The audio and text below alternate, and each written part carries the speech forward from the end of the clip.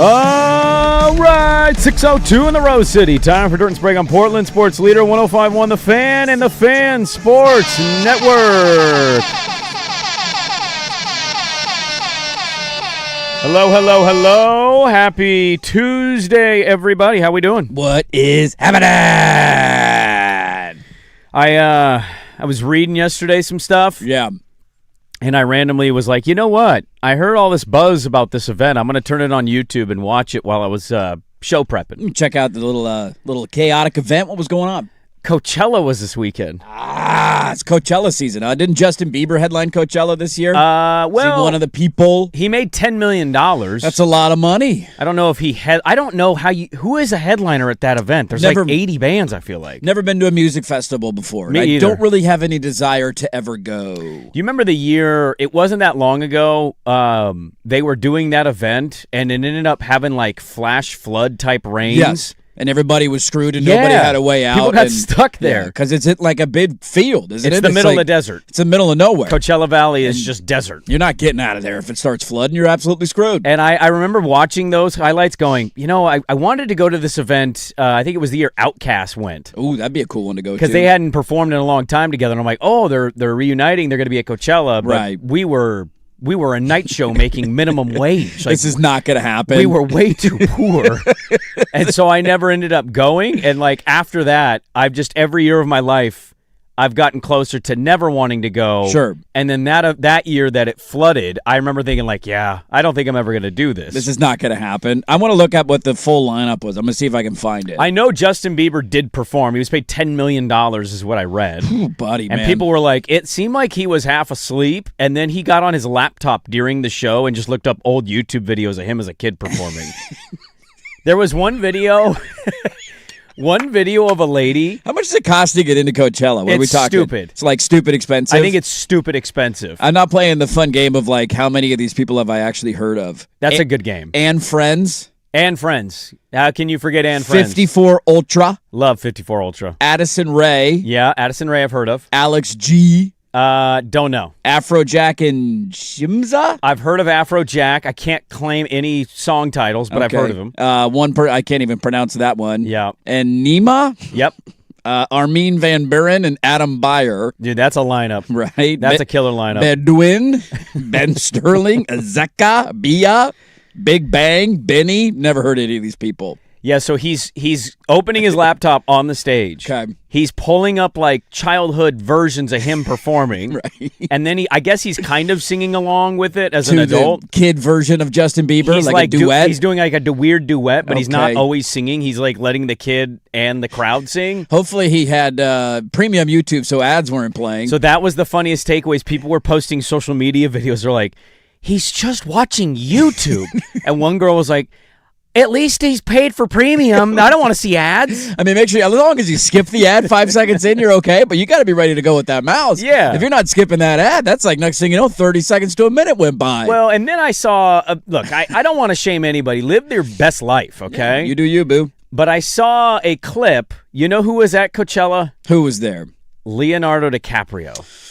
That sounds about right. He dates 18-year-olds. They seem like they're into that kind of thing. Dude, it's one thing to see like J-Lo do a surprise appearance and perform. Right. Man, she looks great. She She's does. 56 years old. Unbelievable. And like, I don't think it's fake. I think she just genuinely works out all day. Believable. Unreal.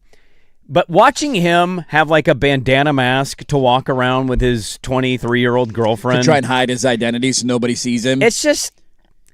It's an odd deal. I love that dude in movies, but also he seems like an odd duck. That's one of those you got to separate the art from the artist because he is You think it's going to age poorly? The most iconic movie star probably of our generation, Probably, right? yes. Like he just continues to put out banger after banger after banger. And guess what? It's not going to stop. No. He's going to do it for another 10 years. He's elite in every single one of his movies. His movie just won Best Movie of the Year at the Oscars.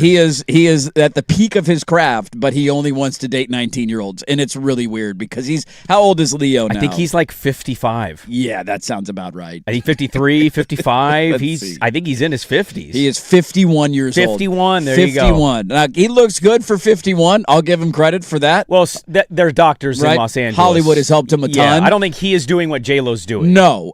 So he can pull off looking like a 35-year-old. That does not change the age gap of the people that he's dating. It's incredibly uncomfortable. Now, in his defense, like we do this a lot. This is one of the things about like LeBron that I always appreciate. When you're put in the spotlight at such a young age, Bieber's a great example of this. Yeah. Like, how do you not become a bit of a douchebag? Or a weirdo. Or just a weirdo. There's got to be some element of that, This isn't right? a guy who peaked in acting and like had his break when he was 27 and was a struggling actor in his early 20s. Yeah, it's not George Clooney. No, right? this is a guy who was in premier roles when he was like 9, dude. He was in What's Eating Gilbert Yes, Grape. and he was so good in the movie. People thought he was, it was really actually had special needs coming out of it. So, like, he's been in the spotlight for 50 years, dude. So part of me is like, I understand why you would be weird, but I'm with you. Walking around Coachella, that should be a breaking point of like, I'll date a 20-year-old, but if you want to do 20-year-old things in public, I'm out. I'm not doing that. Well, we're rewatching Modern Family in my house, and so they have the Jay and Gloria relationship. Yes. And I love all the subtle jokes that I just probably heard before, but I don't remember. And they're like, helps in the rewatch. Why are they together? My friend says it's because your money. Like, there's constant reminders that he's rich. She wasn't. Yeah. Probably a big reason. There's an element of that like, I think we always go, yeah. And then it kind of morphs into, it's getting weird. Get a little weird. Like if Swag were to suddenly get divorced, and then now he starts popping up at the new hot downtown Portland spot. He's in like club photos on Instagram. Every Friday, and he's got a popped collar, and he's wearing his jacket, and his pinky's out, but his girlfriend is 19 years old every time. There's eventually a point where I go, are you okay? Are you all right? Like, I get wanting to maybe dive into the younger waters as an older man. Midlife crisis. Mortality is on the horizon. Yes. But this is your last swing, There's a break point where we have an uncomfortable conversation about, have you always been into ladies 35 years younger than you? It's very weird and uncomfortable, but let me also flip it on you. Sounds like a little bit of jealousy coming out of you right now. That's a good way to deflect. I would agree. You wanted to date a 22-year-old too, if you could. I know. Now, let me flip it on you, though. So he's 51 years old. How old did you say J-Lo is? 56. She's 56, Dude, so she's older than Leo. I saw some of her performance. Unbelievable. Now, let me flip this, though, okay? Yeah. You're 22 years old. Right. And J-Lo talks to you. And J-Lo's coming at you. Yeah, if you flip it man or woman, I get it. See, it's one thing for the old money grubber. Are we talking about having an escapade, or are we talking about having a relationship? See, I think there's a difference here, because J-Lo has proven through like 9 marriages, right? She will date somebody or marry somebody her age, if not slightly older or younger. Right. If she dove into the younger waters, she wouldn't catch as much grief. And by the way, grief, nobody's really giving Leonardo DiCaprio he's not getting that grief. much grief, no. I'm just asking, like... It's uncomfortable, I get the point. If it's just nothing but that, like, what if he's 70 and he pulls a Belichick? He's going to do it. You know he's going to do it. Probably, He's been dating 20, like he breaks up with them when they turn 23, and then he finds a new 20-year-old and he starts all over again. There's a little odd He's thing going to there. do this until Al Pacino just had a kid, didn't he? He did. He's 81. His Mick girlfriend Jagger's is like having 26. kids when he's like 78. Yeah. This is what you do when you're in that status position. You're right. But again, go back to... I will hang out with you. I'm just not going to do 20. There's 20-year-old things that you should not be doing when you're 51. But what do you talk about with a 20-year-old when you're 55? Nothing. What is your conversation? You have nothing in common. Did you see the moon circling by Artemis 2? Right. The moon stack. He's only dating the smart ones, okay? He only finds the smart 22-year-olds. Are we talking like... Well, isn't all of Hollywood fake? Wait. Yeah, what's the difference? Wait, are we talking about knocked up smart, or are we talking about actually brain smart? It could go either way, I guess, depending on your Because I think definition. with Leo, he finds the smart one. Yeah, absolutely. She's real smart. The one that made me more uncomfortable was seeing pictures at Coachella of the former Prime Minister of Canada. Oh, Trudeau. Justin Trudeau. He's with Katy Perry now. And Katy Perry walking around like they're a college couple drinking out of red Solo cups. Talk about midlife crisis. Justin Trudeau, come on down. Got kicked. I can't remember. I don't follow Canadian politics, but I know his popularity ran out. He had no popularity when he left. Katy Perry seems like an absolute psycho. Like, she's got some major issues internally going on. Remember when she went up in the Amazon space shuttle? Yeah. And it was like, oh, God, she is so insufferable. They are perfect for each other, and they're just walking around Coachella like they're 19 years old. And nobody cares. Nobody cares. I think that's the cool thing about the event is I'm not saying nobody gets asked for pictures or autographs, but it feels like generally people around them don't care. That might be honestly like for me if I went back to single life a deal breaker if it was somebody who was into music festivals and had to go. Why? If you haven't been to one, how do you know how fun Well, they I don't are? think Coachella's its own thing. I get it. But Like there's other if musical somebody wanted to go to festivals. a jazz festival, Oh, that's God. different from. I think the 22-year-olds are out now. I think you just lost your I think you 22-year-old lost your market. 22-year-old girlfriend Now now, you're up Swag. into the 40-year-old I'm swag. sorry. I mean, you're still dipping down a little bit, but Yeah, even 15 years. What's that Beep, conversation? beep, beep, beep. I don't think 22-year-olds are into going to the Waterfront Blues Festival, although I would love to go to Exactly. it. I'm in on that. This is my point. Some big country festival somewhere. Sure. I think Coachella's on a planet all its You're own. on Molly the entire time at Coachella. this is my point. Like, I'm not going to want to go because I'm not into being around a huge group of people and sleeping on the ground and taking EDM for 6 straight days. Sure. And so if your significant other is doing that, where would the trust level be? Well, like if you're not there, When does Leo what's going on in a music festival? When does Leo roll over and go, she's popping Molly again? He's probably popping it with her. We've been here 3 days. No, dude, he's too old now. You got to be high the entire Eventually- time if you want to enjoy a music Dude, festival. I get Wolf tired. of Wall Street was fake. Yeah, That it was a was. movie. Are you sure about that? You sure about that? You know, I'm not leaving. The story is actually real, Yeah. and probably worse than the movie portrayed. Yeah, probably. I just think there's a point when you're 51, you're 52, you're hanging, you're having a good time, you're in Right. it. By like day 3 of that festival, he has a rollover moment where he goes, I am too old for this. He's wanna doing go his to Danny sleep. Glover, like, Yeah. I'm too old for this S, man. Like, he's having that He's moment. just guzzling and Shure trying to keep up. He's drinking black coffee, black. Give me black coffee, please. A lot of protein. Pedialyte on top of it, You too. think by day 3 being at Coachella, he loves at like No. 9:30, still being awake, by the way, her leaning over during that music going, and she's like, smile for the tech talk. And he's just like, oh my God, No, I'm out. this is I'm not out. worth it. I'm going home. I'm jumping on my private jet, which Where's is the right around the corner. 18-year-old who just graduated high school? Even though I care about the environment, I'm gonna take my PJ and I'm gonna fly to Paris. I mean, no big deal here, you right? know. Teach their own. He's living his best life. There's a cutoff for me. Like, if you would have asked me to go to a music festival and I was like 23, 24, you might get me to say yes. I feel like by the time... Not with these bands. I knew you at 24, No. I'm 25. saying, like, you if weren't there going were- with those bands. I'm saying of the bands of, like, our era, like 23 years No. old and the people were performing. Even then, you'd be like, James Taylor there? No, I'm out. Well, he might have been when I was 23. That was almost 20 years ago now. He could have been doing Coachella for all I know. you know. I haven't heard any of these people. I don't listen to any new music. That's Sure. one of my faults as a music lover. After you get to like 20, you should not be over the age of 26 at a music festival. No, I'm not going to. That's crazy. You should not be. 26? No. Start living a real life, okay? 34 is pretty young. No, it's not. 34 is not young. You don't think 34 is young? 34 is not young. I'm going to put that as a poll question. 34, old or young? You're old. You're old. You're an You're adult. old? You're an adult. You're old. Wow, 34. dude. You're He's halfway. already got my eulogy ready. I know. You're halfway to 70. All right, it's time to grow up, Peter Pan. Okay, get to work. Take your vacations like a normal Barry person. Swag already. What are we doing? Well, he's old. We're all old. Everybody's old. yeah. I called us old here. If 34 is old, then I'm old. If you go to an event at 34, No, and it's 34 your is too only old. event of the year, It's too old for a music festival. God, you are the oldest person at the fan, and yet you're not. It's crazy. We were once told, Sakanic has an old soul in a meeting, and I went, have you met Dirt? And this was when he was 25. And he's like, I took some Metamucil last night. I feel so good. Went to bed at 9:15. Like, you're 25. You're too young to be doing this. God, I got a great night's sleep last I night. bet I feel you did. fantastic. I bet I was you out by did. like 9:04. Oh, you didn't get my text about our guest? I got it this morning at 4:30. Hey, we got the Suns play-by-play guy. All right. The Suns play-by-play guy.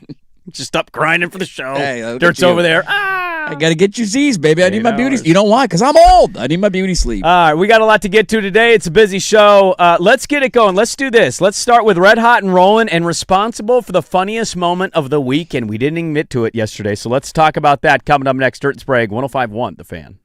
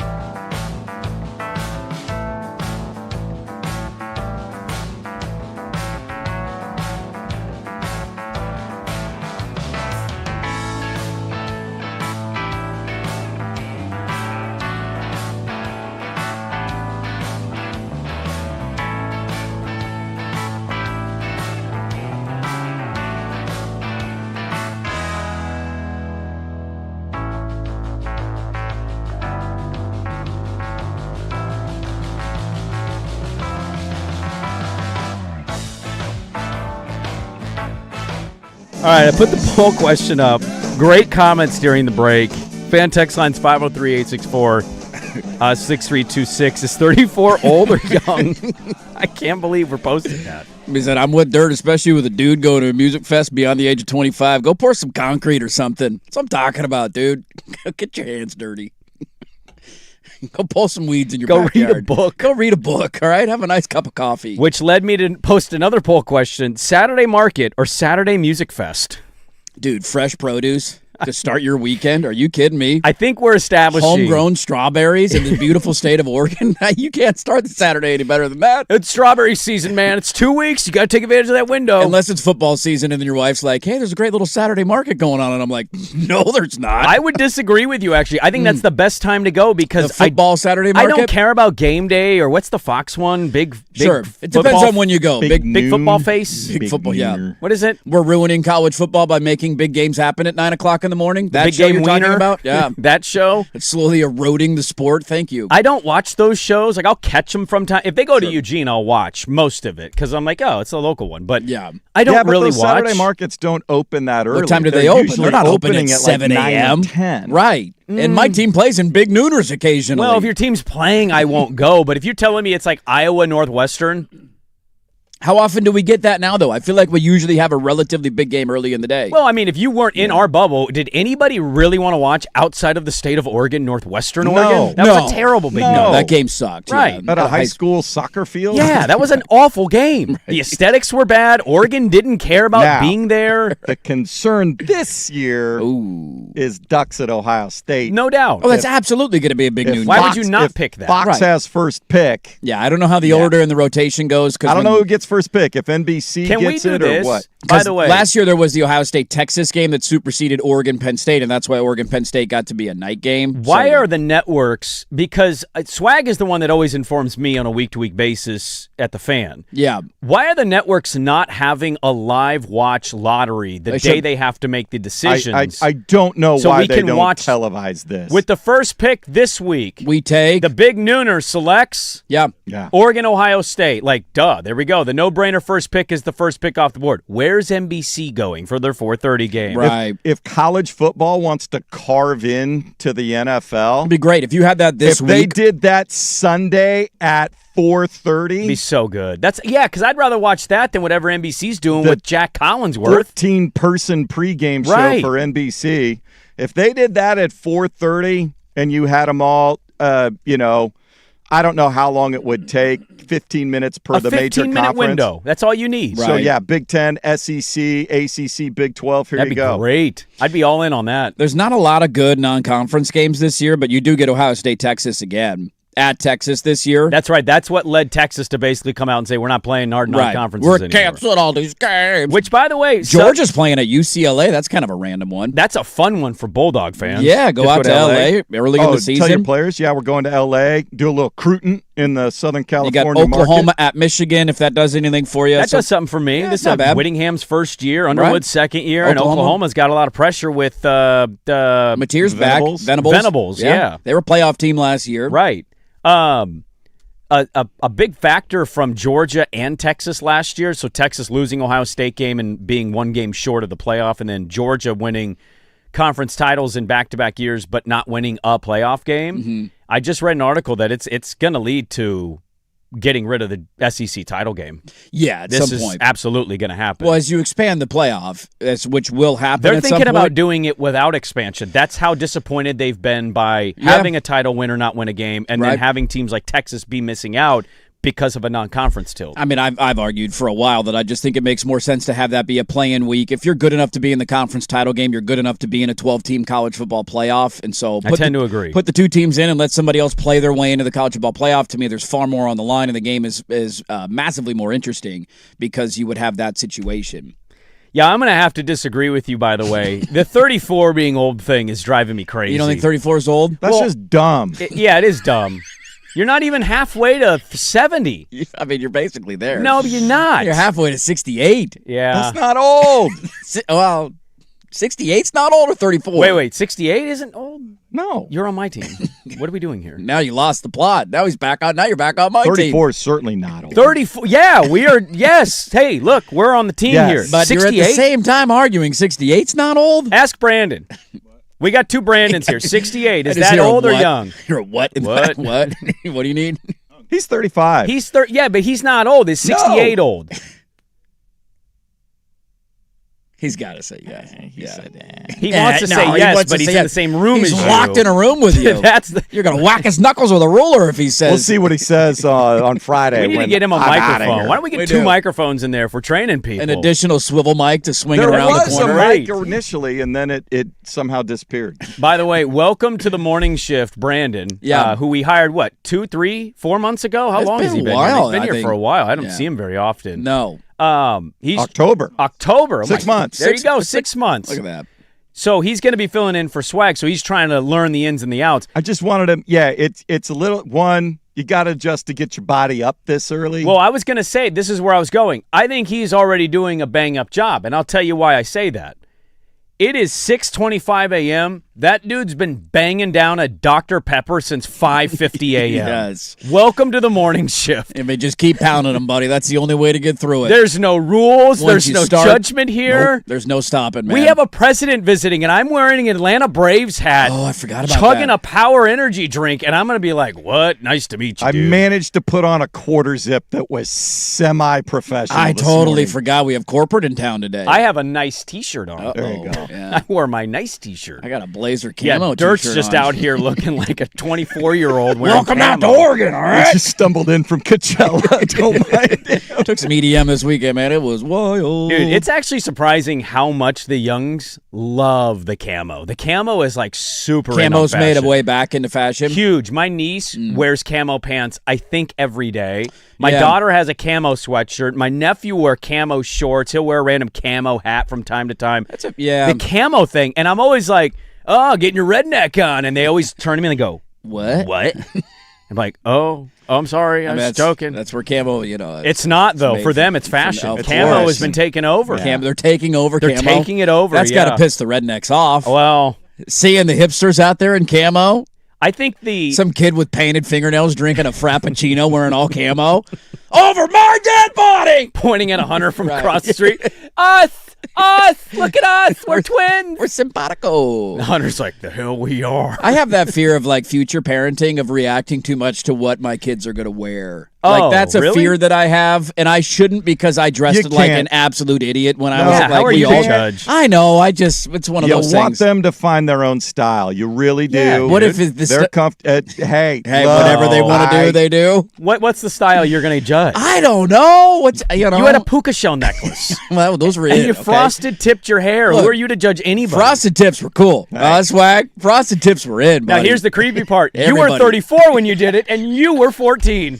Maybe a midlife crisis. Maybe it means What's it's old. going on there? Maybe it means it's old. That's all I'm saying. He did get mistaken for my son one day. I did. Yes, I did. That did happen. Hey, Swags, this your kid? Huh? What? You talking to me? What's going on here? I don't know who was more embarrassed, me or you.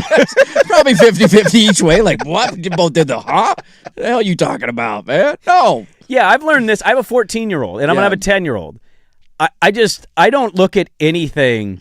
I more look at how long it takes my 14-year-old to get ready than I do like the outfits. Well, and also, like, how long do phases last at that age anyways? Because they're, they can, one can stick around for a little bit, but I feel like every 14 to 16 months as a young kid, there's almost a new thing and a new style that is in. So you have just Teddy Ballgame. Teddy and Ballgame, what yeah. I would say is, like, you have a unique position here where he's growing up a diehard sports fan, one, genetically, because hopefully, yeah. both the families love sports, and then also you're a driving force in that, right? Yes, we watch a lot of sports at the house. You're going to have a lot of proud moments with fashion choice. You may not agree with hairstyle.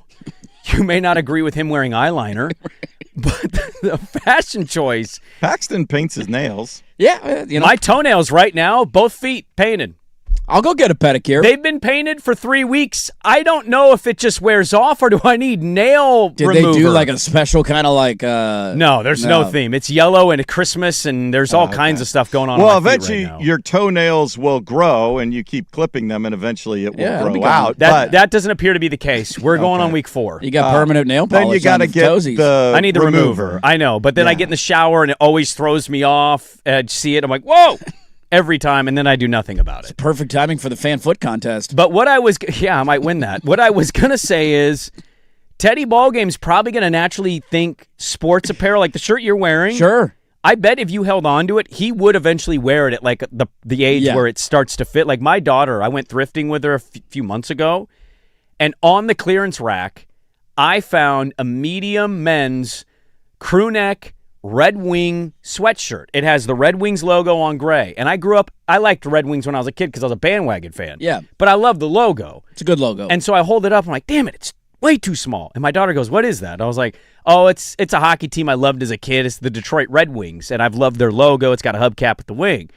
And I hang it back up. She ended up going back and buying it. She got it. Rocks it all the time. And I'm like, hell yeah. And she's like, it's awesome. a cool sweatshirt, Dad. I'm like, see? Now you can root for a team in the playoffs. That's fashion that she's Are the Red Wings in the playoffs? No, they missed it. No, they missed it. They gacked. But that's like fashion choices where they randomly might end up liking what you like. That's a nice little dub right there when you get them. There are cool wins that are Look, involved. I know that it won't be that big of a deal. I just, I hope he keeps it in check. I know that he won't. That's impossible for any 12-year-old kid. There's going to be something super bizarre by the time he's like 14, 15. Yeah, like how big what? are the pants until I say something, Like how wide are we? Because I see those like wide leg pants. Some like Jenko jeans are back Jenko jeans are back. Like at what point are they big enough where I'm like, hey, buddy, why don't we taper those down? I think by the time he's of the age, it's going to go back to the super skinny jeans, and you're going to feel worse about as skinny long as jeans acid wash doesn't come back, you'll be okay. Was acid wash the worst? The baggy Probably. pants thing I haven't Baggy seen pants was pretty bad. Pretty bad. I for our haven't seen acid generation. wash come back. Now the other thing when that's true. They never made it. when I was in like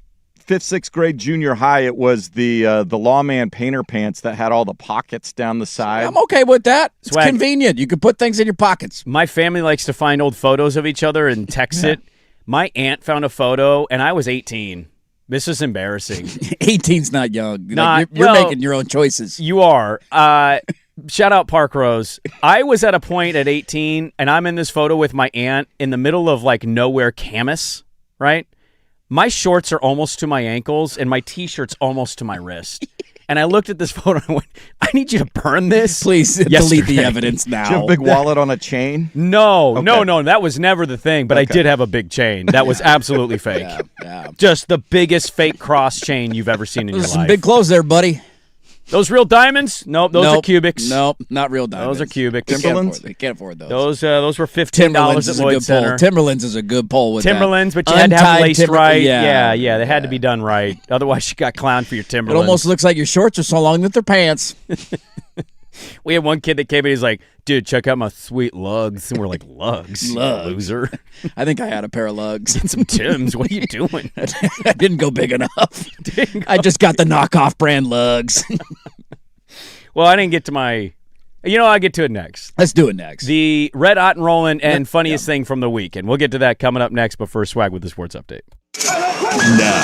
Now, from the George McCoy and Warren Allen Sports Desk, a Sports Center update on the Fan Sports Network, 105.1 FM and 1080 AM. First on the Fan, Trailblazers getting ready for their first postseason game in 5 seasons in Phoenix to face the Suns. It's the play-in game. The winner earning the 7th seed in the Western Conference playoffs and would take on the Spurs beginning this weekend. Tip at 7 p.m. on Prime Video. Portland 3.5-point underdogs. In the Eastern Conference tonight, an elimination play-in game between the Hornets and Heat in Charlotte. The winner will face the loser of tomorrow night's Sixers Magic game. 4:30 tip on Prime Video. Hornets 5.5-point favorites. The Portland Fire selecting Iana Martin Carrion with their first pick in the WNBA draft Monday night. However, the 20-year-old Spanish point guard expected to stay in Europe next season. The Fire selected German power forward Frieda Buhner in the 2nd round, and then after a trade with the Sun in the 3rd round, selected UConn center Sarah Williams. Training camp opens up on Sunday. More sports scores and stories in 30 minutes. Jason Swigard from the George McCoy at Warren Allen Sports Desk. Hurt, missing work. Insurance companies acting like jerks. Don't call your mom. Call George McCoy at warrenallen.com. The home of the fan.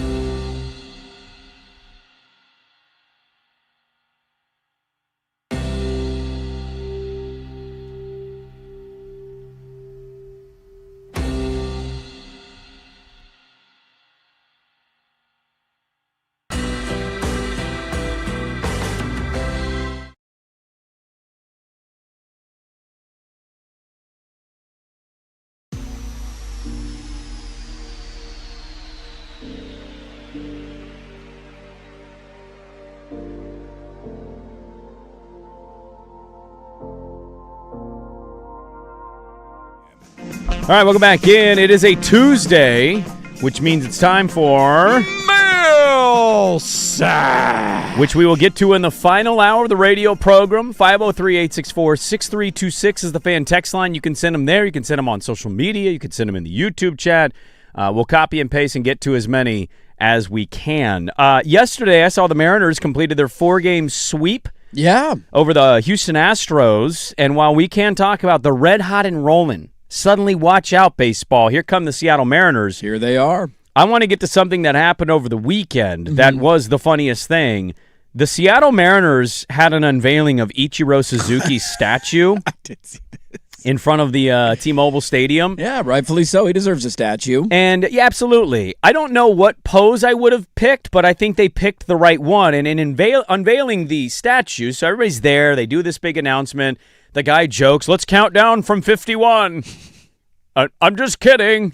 Because nobody was like, what? Or yeah. 50, 49, 48. Everybody was legitimately worried he was going to do that. This is going to take a while, buddy. They pull the tarp off, and as they pull the tarp off, the bat, because it's the Ichiro holding the bat up stance as he is at the home plate. Yeah, he had an iconic batting stance prior to the pitch being thrown. He'd hold the bat up. Everybody remembers it. And the bat broke. Yeah. Ouch. And everybody had a good laugh about it. The team posted a photo because they had Ichiro bobblehead statue night, and they posted a photo, and they're like, all right, we have it fixed now, and the bat was broken on their bobblehead statue as a joke.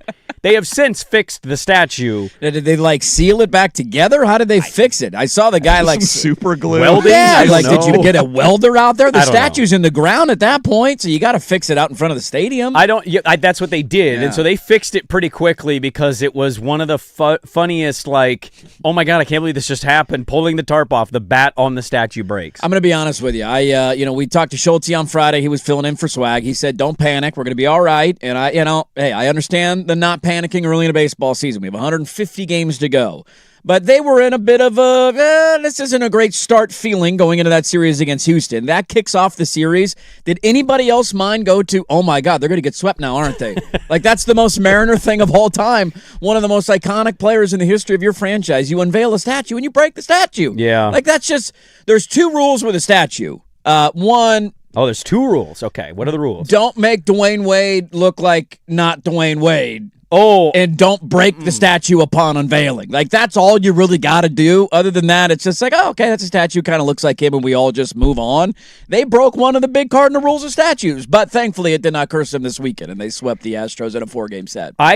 So here's the thing. The Dwayne Wade one is the most recent, right? Yes. And he actually defended the statue, even though he knows it doesn't really look like him. I bet behind the scenes he's saying, hey, in the offseason, can we sneak a new head over onto that thing? Well, do you remember, I forget who it is, but there was an athlete just asked about a statue, and they were like, I don't want a statue. I don't want a D. Wade thing.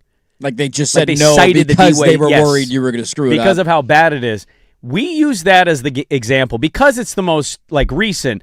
I think for me, I wouldn't want one because of the Cristiano Ronaldo bust. That was another one, yeah. Like, that is an all-time. That guy's worked hard to have that face. Yes. Right? A lot of needles, a lot of operations, a lot of skin pulling. And then the bust comes out. He looks like the dumbest soccer player I've ever seen in my life. So that would worry me more than... You can't screw up the face. The face is the most important part of the statue. But it's got to be the hardest thing for the statue makers look exactly like Stop making excuses. Play like a champion. This is your job. You're a statue maker. This is what you do for a living. But when you see the Hall of Fame bust, do you ever think it looks just like the person? Because I never do. You got to at least get in the ballpark and not have it stick out like a sore thumb. Like, it's one thing to, you're never going to get 100% spot-on accuracy, but if you look at it and glance, you're like, oh, yeah, that looks like Peyton Manning. That's all you need to be able to do. Do you think statue makers are worried of the AI takeover? Because you got to imagine a robot can actually make it. How long until we 3D print one of these things?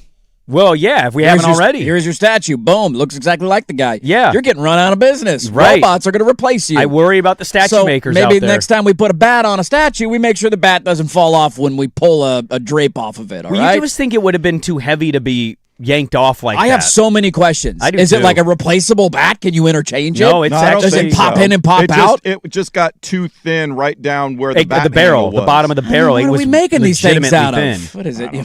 Is it clay?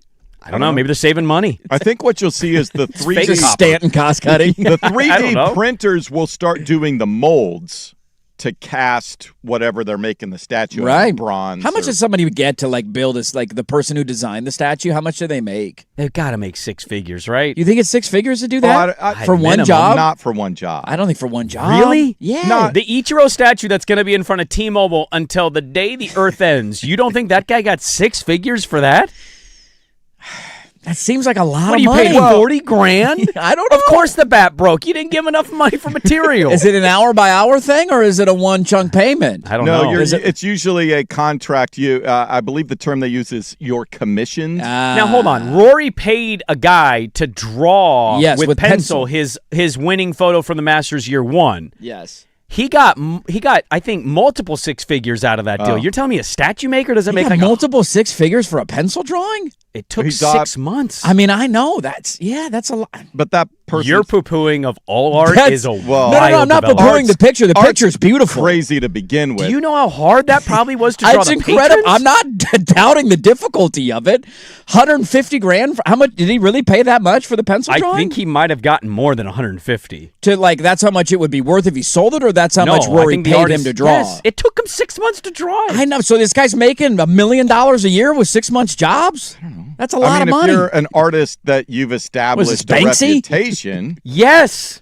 It's an artist who legitimately did it with pencil. Well, I know that it is. I'm asking how much he paid to have it commissioned. Was it really hundreds of thousands of dollars? I think it was a couple $100,000. And maybe you're right on the statues if that's how much it costs. I'm in the wrong line of work. Well, there's the cost of the materials for the statue, and then there's what Well, that's different. That's different. Makes. Paying to build a statue, that's totally different. Right. I'm asking how, because they're not, that money's not going to the person designing the statue. Can we not overlook the fact that you just nonchalantly said, I'm in the wrong line of business, as if you can draw or make a statue? It's easy to do, dude. You just sit down, draw on a book every day. You'll figure it out. Get your drawings down, okay, all right? Sure. I can't wait to see the stick figure statue. I want you to draw something. Draw anything. There we go. And if you come in with a hand turkey, I'm going to be super upset. Dude, hand turkeys are not easy to do. Those are not easy to pull off. I'm trying to find out how much he paid. I'm pretty sure I read that the guy got like $200,000 for that. That's a lot of money, dude. It's a lot of money. Drawing. It's a great drawing. I don't think you think it's a great drawing. It's just a lot of money. Well, yeah. For a pencil drawing. 6 months of work. By the way, at the end of it, too, it just looks like exactly like the picture. You don't think that's cool? I mean, when you look at it from afar, you can't tell the difference, which is impressive. Well, also, you paid a lot of money for a picture that looks exactly the same. It's the same thing. If I put those next to each other on the window in front of Swag, you would not be able to tell me the difference between the two. But that's the point. I know. But if you spent hundreds of thousands of dollars for an artistic piece, wouldn't you want it to be able to tell it's an artistic piece? Do a watercolor, Rory. You can't make that look as specific. Change it up a little bit. Use Sharpies next time. 34 is old. That's what I'm saying. 34 is old, all right? Use a watercolor, Rory? Change it up, Rory, all right? All right. Art takes. Dirt's art takes. I'll always have art takes. Wow. Always this has the been best. quite the first hour of the show. Yeah, it has. It has. It doesn't say anywhere how much he paid for it. I can't find the information. I thought I had seen that he paid a couple $100,000 for that. Yeah. 6 months of work. It's a lot of work, dude. That takes a long time. $35,000. Takes a long time to do. All right. Coming up next, the biggest buzzkill, and it happened locally. We'll get to that on 105.1 The Fan.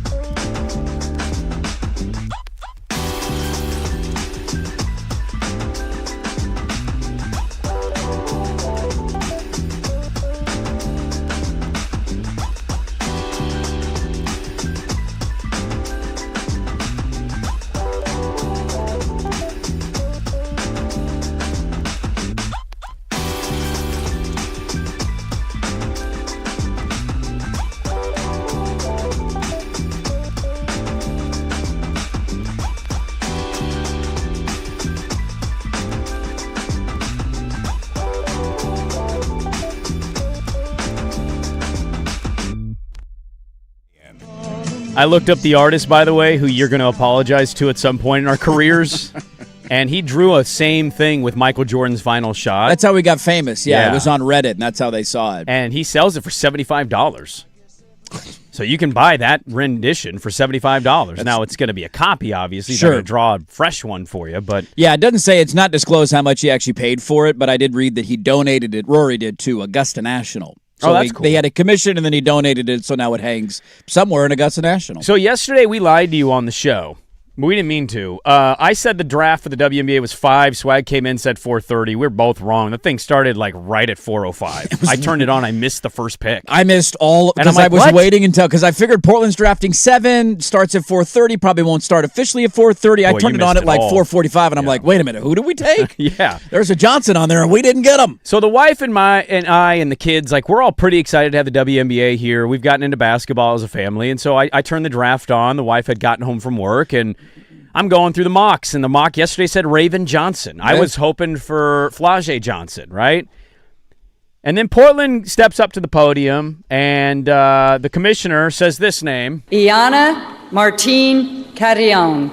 And I do a confused face. The wife goes, who? Who the hell is that? And I go, no clue. Didn't see her on the mock at all.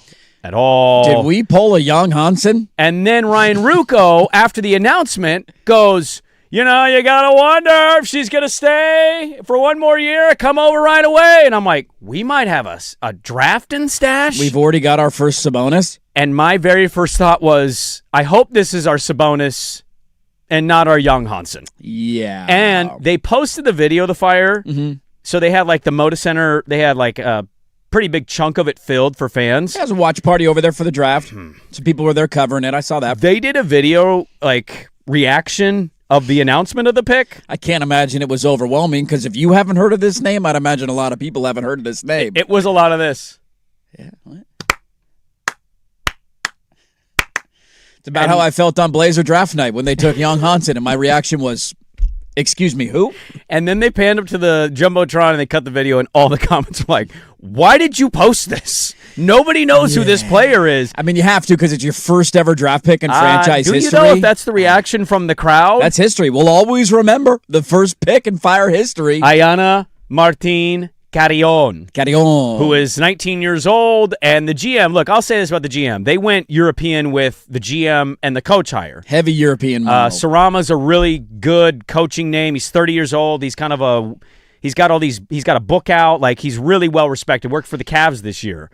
I'm not shocked they're going to go the direction of us not knowing any of the players they picked, because that's largely who they've watched and scouted in their off seasons or their last jobs. Right. It's just the thought of, it's your first pick. Yeah.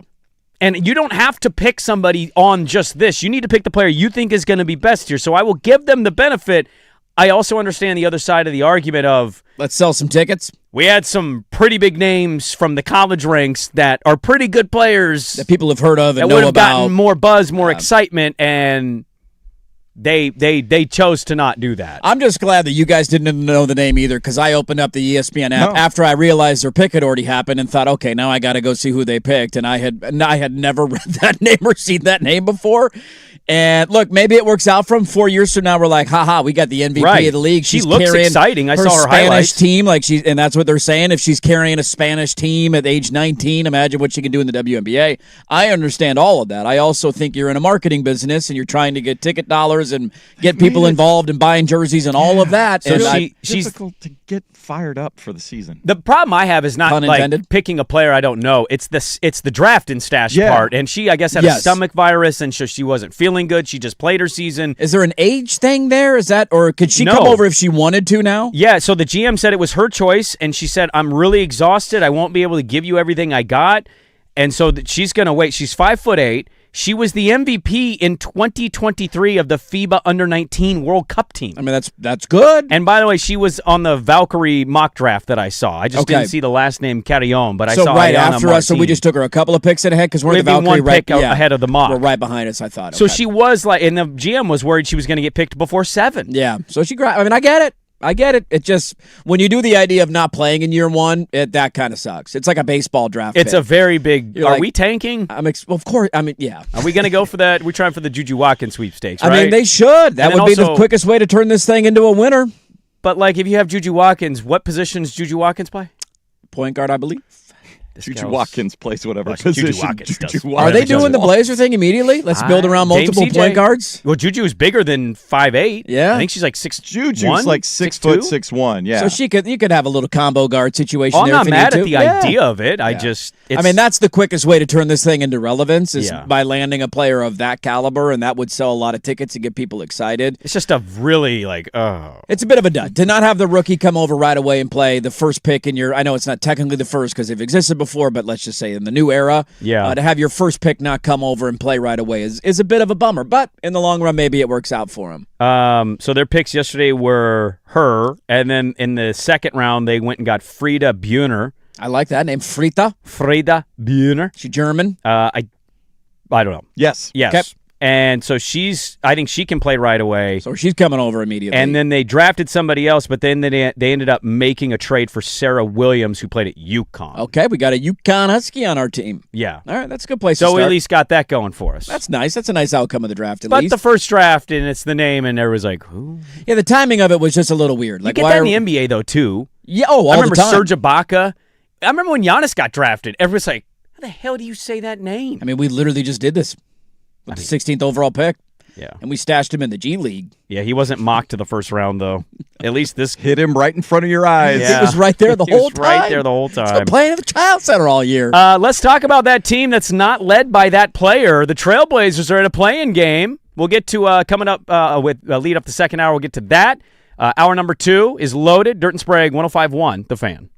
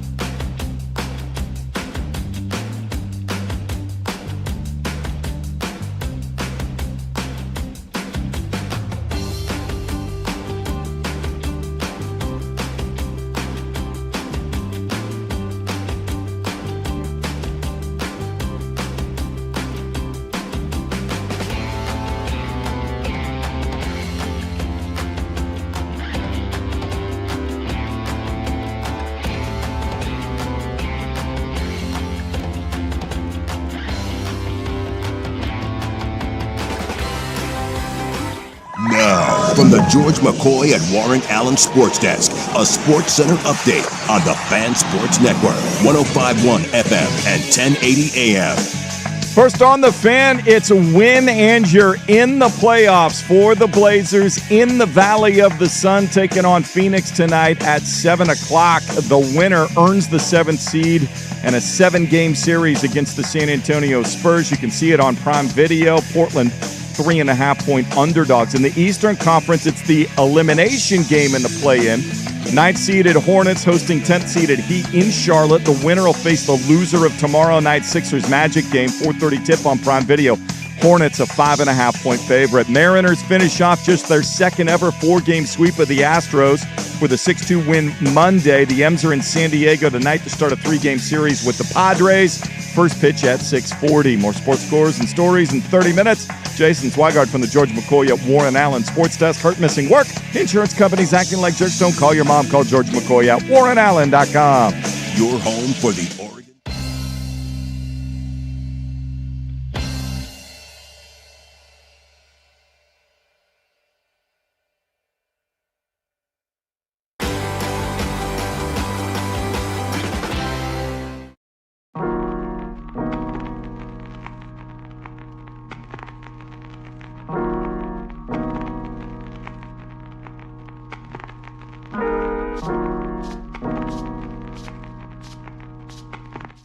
Welcome back in. Hour number 2, Dirt and Sprague here, 105.1 The Fan.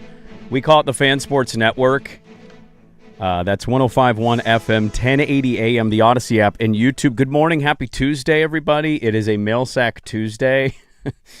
Sorry to randomly start chuckling. I was just reminded listening to the ending of that open. My 14-year-old daughter has heard me use that term, and she was just explained what raw dogging means, and that was not a fun conversation for my wife.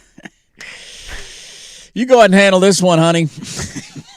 I'll let you deal with this one. Well, we were having hot dogs a couple weeks ago. Yeah, you're right. You don't want any. That means you don't like ketchup and mustard and relish. That's what it means. I cited you, and I said, well, Dirt, raw dogs, hot dogs all the time. No. Not the kind of, what? No. And there's no recovering from this. She asked the wife, "What's?" I want to get a taste of like what that. How big does that feel? What's raw dog? And my wife was like, this is gonna be uncomfortable." Just so you know. Just let's let you know right going now. forward. And I think she was utterly disgusted by my existence. Yeah, that's a hard one to overcome right there. Hashtag girl dad. I'm going to hashtag leave the room, and I'm going to hashtag let the bless. ladies talk this one through, okay? I'll be in the living room if you need me. Oh, man, it's always something. We got a lot to get to here in the second hour of the radio program. Good morning. Hope the Tuesday's going well. Want to remind you guys to join us June 23rd as Toyota presents the Fan Golf Classic out at Langdon Farms Golf Club. Foursomes on sale now. You can choose between the morning or afternoon rounds. Hurry up and sign up because they do fill up fast. It's the most fun day in golf with activations and tastings around the course and the infamous Angels Envy Bourbon Par 3, the 6th hole. The Volcano, as it's known. Yes. On the streets of Langdon Farms where we'll all be hanging out. We'll be there. Danny Patrick, Luke, Isaac Suk, all posted up heckling and admiring your shots. Mostly admiring because I'm a terrible golfer, so what am I going to heckle you for? And, of course, we'll keep you fed. Post-round meal thanks to Matt's Barbecue. Already thinking about the brisket there. You can head to 1051thefan.com. Click on the Fan Golf Classic logo for info and to sign up today. The Fan Golf Classic presented by Toyota is also brought to you by Vulcan Design and Construction, Henderson and Daughter Windows and Doors, George McCoy at Warren Allen Attorneys at Law, Battery Exchange, Maestro Dobel Tequila, Philbrook Law, 1-800-DIVORCE, Roto-Rooter, Illegal Mezcal, and Window Nation. Gave it to him? We give it to him? You got to stop Did the he hit it? pre-chuckle. Did he hit it? I hit it. Yeah, I think he hit it. I hit it. I think he hit it. Okay. Come on. I'm just checking. I'm just making sure. Raw dog. Judge's ruling said yes. We got it. He gave you 2 thumbs up. Dude, You're we're good. You're good to go. Everybody antsy in their pantsy for a little play-in action tonight. We got our Blazers on the television. We do. Welcome to the main stage of the play-in, the Blazers. It's been a while since we've been on the main stage. Yeah, we've been a backstage 1 p.m. person for a long time.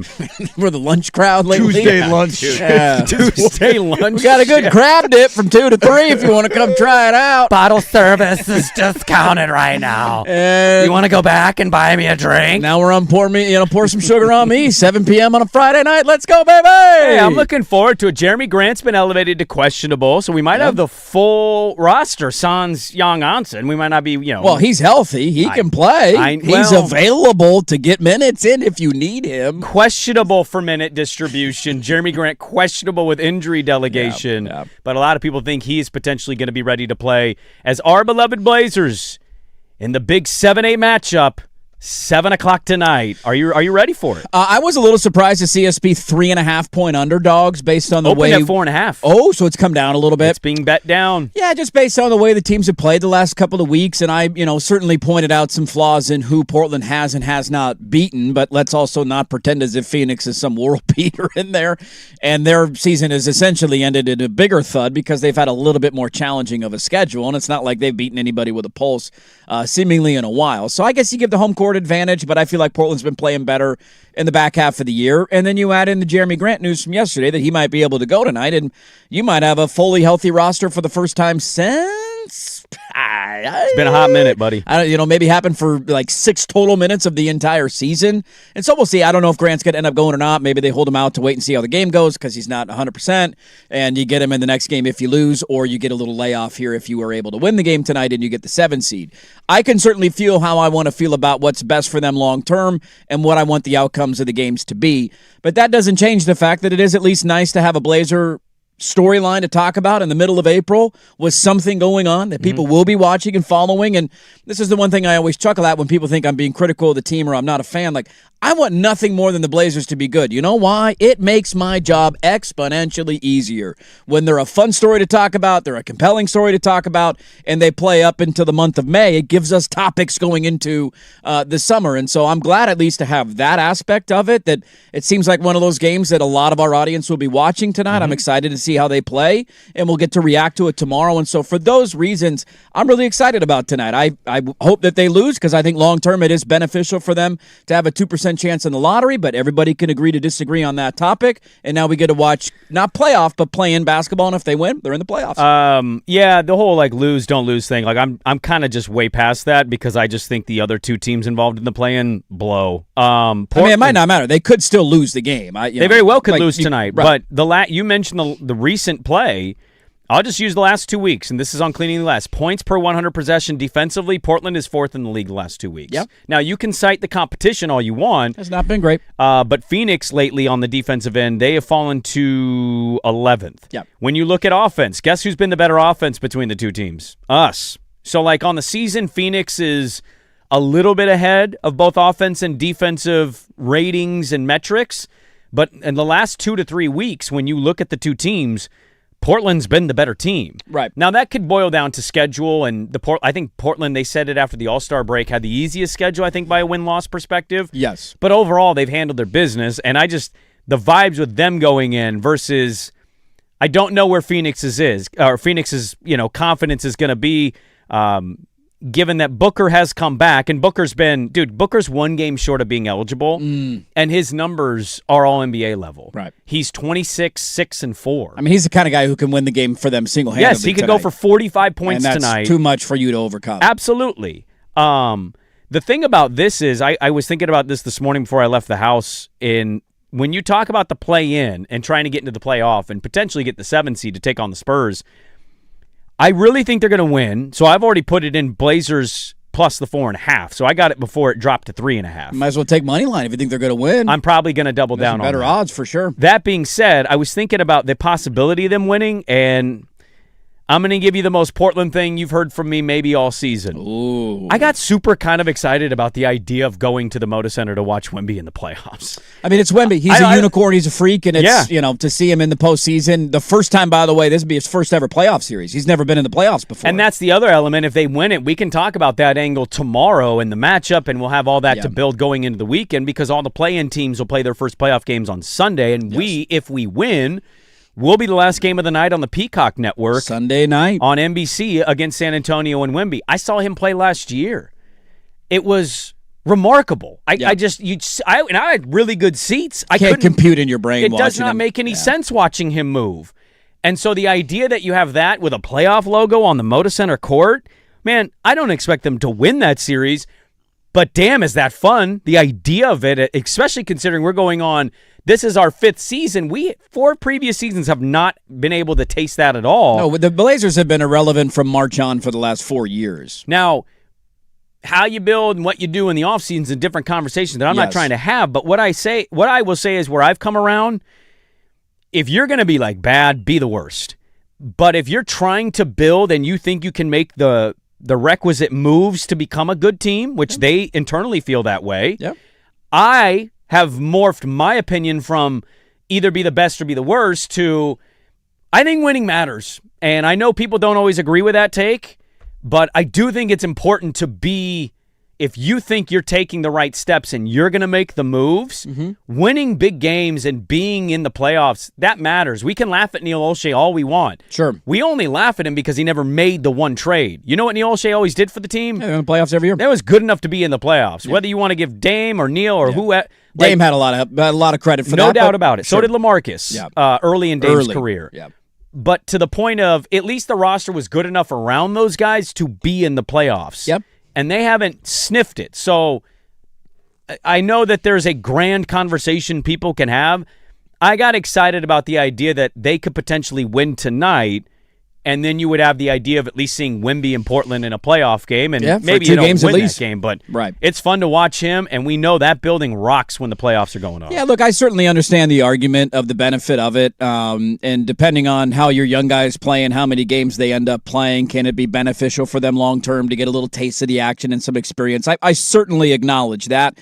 I still more lean in the camp of I'd rather have every bullet available this offseason because I have the bigger picture in mind. I totally get that. And having a lottery pick this year to me is more enticing, and not losing your first-round pick. But you would agree that they're probably, like, you just look at the other two teams. It's not an impossibility, but you look at the way everybody's playing right now in the play-in, and you probably go, that's not going to happen. I certainly understand that point as well. I also have seen Portland make the most threes they've ever made in the history of their franchise and blow an 18-point lead in the last week and then play a shorthanded Spurs team and basically get dominated from start to finish. So a lot of our wins, again, to my point from yesterday, have come against really bad teams. They've beaten and dominated the Clippers twice in the last couple of weeks, and so that gives you a ton of hope if you play that game. There's not a lot of fear there with Golden State if you do end up in that situation, and they are to beat the Clippers if you lose tonight.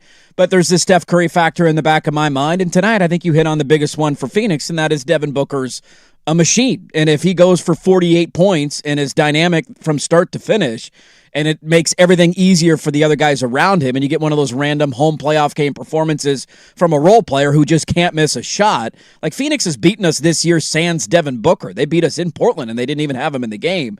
And so I'm not putting anything past this team. I certainly think they should be a favorite to come out of the play-in to win the 7 seed, and I agree with picking them tonight. But I also don't have the level of confidence based on what I've seen in the last couple of weeks to think it's a surefire thing. If you do want to feel confident, I did see this from our buddy Gunderson yesterday, where he looked at their starting lineup the last handful of weeks has been Scoot, Drew, Denny, Tamani, and Klingon.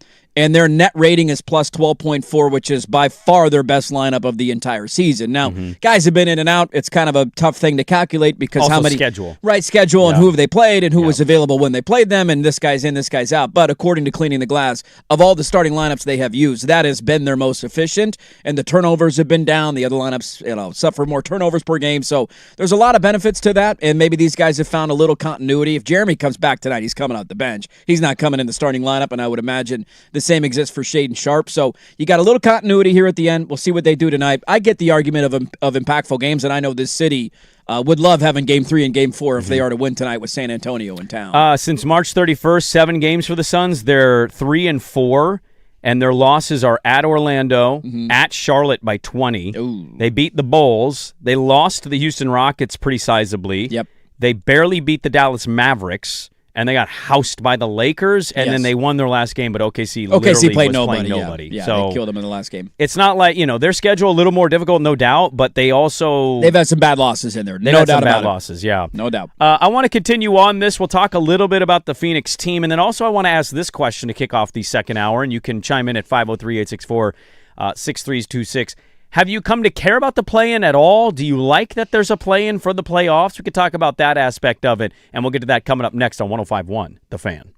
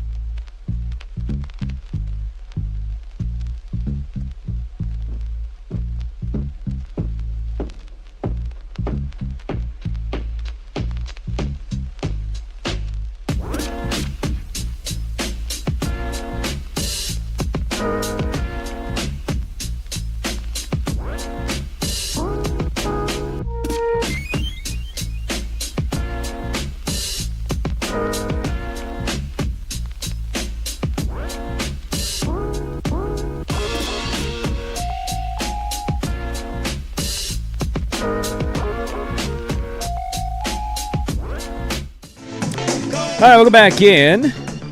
Jordan Sprague with you this morning. Let's go! Yeah, let's go indeed. Let's go. One listener pointing out, where did this go? Sprague, it is fun. The playoff games will be fun. The problem is it's going to be the same fun year after year. Yeah, I mean, and I think that's the thought that is in the back of my. Like, I get the argument. I totally understand it. How many years are you in that? Because we got to this at the end of the Dame CJ run where there was the one outlier to the conference finals, and every other year felt the same, where it was the team that was good enough to be in the playoffs. Maybe you'd catch a banged-up Clippers team and you'd win a first round. Yeah. And then the second round would be non-competitive and your season would come to an end. And I totally get that. There was never that actual hope. And so yeah. I'm not going to do that to this team or this franchise right now because there's a new owner in town and we'll see where things go. And they certainly have ammunition for the future to improve their roster. And so I'm not going to put the sins of the past group on the new group quite yet, but that fear is there for me of, it's great to be in the playoffs. How many years in a row of being the 7 seed until you say, okay, I'm tired of being a 7 seed and just getting bounced right away. So I'll just use the team that last had any sort of run here, right? So they lose LaMarcus. They come back in with that kind of hodgepodge group with CJ and Dame. Made the playoffs right away. That was the year that famously he was like a 5-year window. And remember that interview he did? And then we're like, okay, this team's probably going to not be very good. They'll get a good pick. They end up surprisingly going 44-38. They made the playoffs. That Clipper team, Chris Paul broke his hand. Blake Griffin got hurt. They were shorthanded. We won that series in 6. Surprisingly, we lost in the conference semis. And I think after that year, we saw that and we said, that's super impressive. That was really fun. I hate that Clipper team. That was great. They did that to Doc Rivers. We took a big step. We're in the playoffs. How about that? And then we all went in the summer, I think, with the same mindset. What can we do? How do we build on it? They brought it back, lost first round. And we're like, okay, there you go. There's more the reality of where you sit. What are we doing? Run it back. Lost the first round again. All right, can you make the move? They didn't. They kept it back. Oh, my God. Dame hit a shot against the Thunder. Oh, my God. We won in 4 overtimes against a young baby Jokic. Oh, my God. We're in the Western Conference Finals. How about that? And then that didn't work. It fizzled. And then the next season, they end up being the 3-6 against the Pelicans. They did largely nothing. They got swept by the 6 seed, which I highlighted in the moment. I think that was the 3rd time ever a 6 seed had beaten a 3 seed. That happened before the conference finals. No, that was... the year after the conference finals was the bubble. 2019. You're right. 17-18 was the year before. Because they were a 3 seed and got swept, and that was the year we were all like, you got to do something right, and they didn't. And then they magically went to a conference finals, and we're like, oh. And then that's my apologies. Then it was the bubble, the Lakers, and then it was the Nugget series, and then it blew up. Well, blew up Stotts. Yes. Well, and then O'Shea got fired the next year. And by the next deadline, Cronin traded everybody. My whole point is, like, it's not wrong for a listener to say, Sprague, it's fun until it keeps happening. I totally get that. And if and when that gets to that point, I will fully say, can we do something? And that's my point is, like, if they get to the thing and they lose, it's going to be, what are you doing this summer? Because running this back ain't going to make me happy as a sports fan. Right. If you can't win tonight or when would the next game be? Thursday? If you lose both those games and you're still not good enough to even Friday, still not good enough to be a play-in team, I would hope that would be – that's the one silver lining of all this for me is that I feel like it's a wake-up call either way, that maybe they're more competitive. They win tonight and they're competitive against the Spurs, and you think, all right, maybe there's a little bit more here than I gave it credit for. Sure. And all the people nationally are saying the Blazers are this fun sleeper team to watch on NBA League Pass. That's wow. All right. Maybe there's not quite as big of a gap there. Or the other side of it is if you lose tonight and you lose on Friday and you can't beat this Suns team, who we all made fun of in the offseason. Now your new owner kind of understands where you are and what you need to do. And then Kawhi or, you can't beat this Clipper team that Steph you've been Curry, housing or this Warrior team that's Steph and nobody else. Like, that's a wake-up call. That should, I hope, be a wake-up call going into the offseason. I would also argue, and this is all my point is, I would argue that getting to the 7 seed or the 8 seed, whatever you end up doing, being swept or losing in 5 to either one of those teams isn't like some grandiose, how disappointing. But to me, what I'm saying is it will be a wake-up call now. All right, you took your step. What are you going to do to take one more step? How do you go another step? You cannot keep doing what we did in the last regime of, no. Well, we make it. I got tired of that. It was like, make the move. Yeah, at some point you got to do something. And they never made the move. And so that's all I'm saying is, like, I'm excited about the idea of Wemby beating us and seeing that in person or seeing if we can be feisty. Yeah. win or lose to me, and it's largely going to be a loss in my head, I'm excited about it, and then I'm excited to go into the summer and say, okay, you took your step. What are you doing this summer to take another? Because just telling me Dame's back with the rest of this roster does nothing for me. Yep. I'm happy to see Dame in a Blazer uniform. I don't really know if I understand the fit outside of the impact he has off the court and to the organization. I don't know if I understand the roster situation, but that's not going to be good enough for me. It will be probably going to be in the 7th seed again, and maybe you fight for the 6th seed because Dame's there and he's a little better off the Achilles than we thought. But that's about it. And that, to me, I don't want to be in that consistent bubble or I just don't want to be stuck in the mud. It's purgatory. It's purgatory of the NBA. You're not good enough. You're not bad enough. You're good enough to make the playoffs, but you're not good enough to actually do anything. And you're not bad enough to land a difference maker. I want him to take the playoff step, but then I want him to keep adjusting. Be aggressive. To be aggressive and not be good or happy with, well, we're the 7-6 seed and we make money. Right. You know what I mean? I don't want to be that. The other thing about getting into a 7-game playoff series, I think I'll learn a lot about Thiago Splitter, because now you have one team. Yeah. What do you do tactically? They come out, first game, and they kind of handle you. What adjustments can you make? How do you utilize the different pieces and parts that you have to do something different strategically, rotationally, to try to figure out how to beat a team that, their roster looks better than yours on paper? I mean, the other positive of it for me is just kind of getting to see some of your young guys in this setting and situation for the first time in their careers. I mean, it's a pseudo road playoff game for a lot of these. Tonight it is, yeah. Guys. I mean, like Scoot and Shaden and Donovan Clingan have never played in an environment in a situation like this in their NBA careers. I know Clingan won a national championship at UConn, and that's a massive game, but there's just a difference when you're at the pro level and the competition and all of that. And so it's going to be a difficult environment. I know Drew's won a title and he's been in playoff games. Jeremy randomly, like if he ends up playing tonight, I think I saw a stat the other day that said he has not played a game in April in the last 5 years. He hadn't played past March 15th ever as a Blazer. I can't remember what the date was, but it's a March date. That blew me away. So he could play in April for the first time. This was his first time playing. I think it's March 20th. Right. He had never played past March 20th as a Blazer. This was his first season doing it. Rob Wills obviously played in big games, so you got some guys on the roster who have been through it before. Oh, we got a lot of experience in it. Right. The tough part, Tamani's never been in a game like this in his career. I think the other part of it, though, that is kind of difficult in terms of what that means long term is how many of those pieces are actually a part of the long-term plan. No doubt about it. So I can say it's impactful for Scoot and Shaden. Will it be impactful for us in 3 years? Are they still going to be on the roster? I think 2 will be here. I think Clingan will be here. I'd be pretty surprised if they were gone. So those are the 2 main guys that I'm looking at. The other ones, it could be impactful. I just don't know if they're a part of the long-term plan. That's a fair takeaway. And if they get swept by the Spurs or the Thunder, I'm not going to have some grandiose playoff experience thing because I don't really buy that. If you get swept and the games aren't competitive, that's not experience. That's just you got your ass whooped and now it's the offseason. Go to Cancun. Well, so I want to bring up something that Swag just touched on. Thiago Splitter. Because it's not just the playoffs. I think the play-in. Like tonight, we could learn some stuff about Thiago. Coaching in a big game with some stakes, something on the line.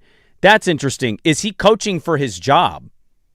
I think is a fair thing to be asking out loud. I'll tell you what I mean by that. We have a Drew Holiday cut I want to play, and then a little bit on the Phoenix Suns team that everybody thought was going to be just dog water. Here they are. And they're better than you by a record standpoint, and they're going to be hosting tonight. So talk a little bit about those things coming up next on 105.1 The Fan. Now, from the George McCoy and Warren Allen Sports Desk, a Sports Center update on the Fan Sports Network, 105.1 FM and 1080 AM. First on The Fan, the NBA postseason begins tonight with play-in action. The Blazers, the 8th seed, down in Phoenix to face the 7th-seeded Suns at 7 o'clock on Prime Video. The winner moves on to be the 7th seed in the playoff bracket, taking on the Spurs beginning this weekend. Portland 3.5-point underdogs. In the Eastern Conference, it's the 9-10 elimination game. Hornets are hosting the Heat. The winner will face the loser of tomorrow night's Sixers Magic game. 4:30 tip on Prime Video. Hornets a 5.5-point favorite. The Portland Fire, with their first pick in the WNBA draft Monday night, selected Iana Martin Carrion, a 19-year-old Spanish point guard who is expected to stay in Europe next season. The Fire selected German power forward Frieda Buhner with the second-round pick, and after a trade with the Sun in the third round, ended up with UConn center Sarah Williams. Training camp will begin on Sunday. More sports scores and stories in 30 minutes. Jason Swigard from the George McCoy at Warren Allen Sports Desk. Hurt, missing work. Insurance companies acting like jerks. Don't call your mom. Call George McCoy at warrenallen.com. Your home for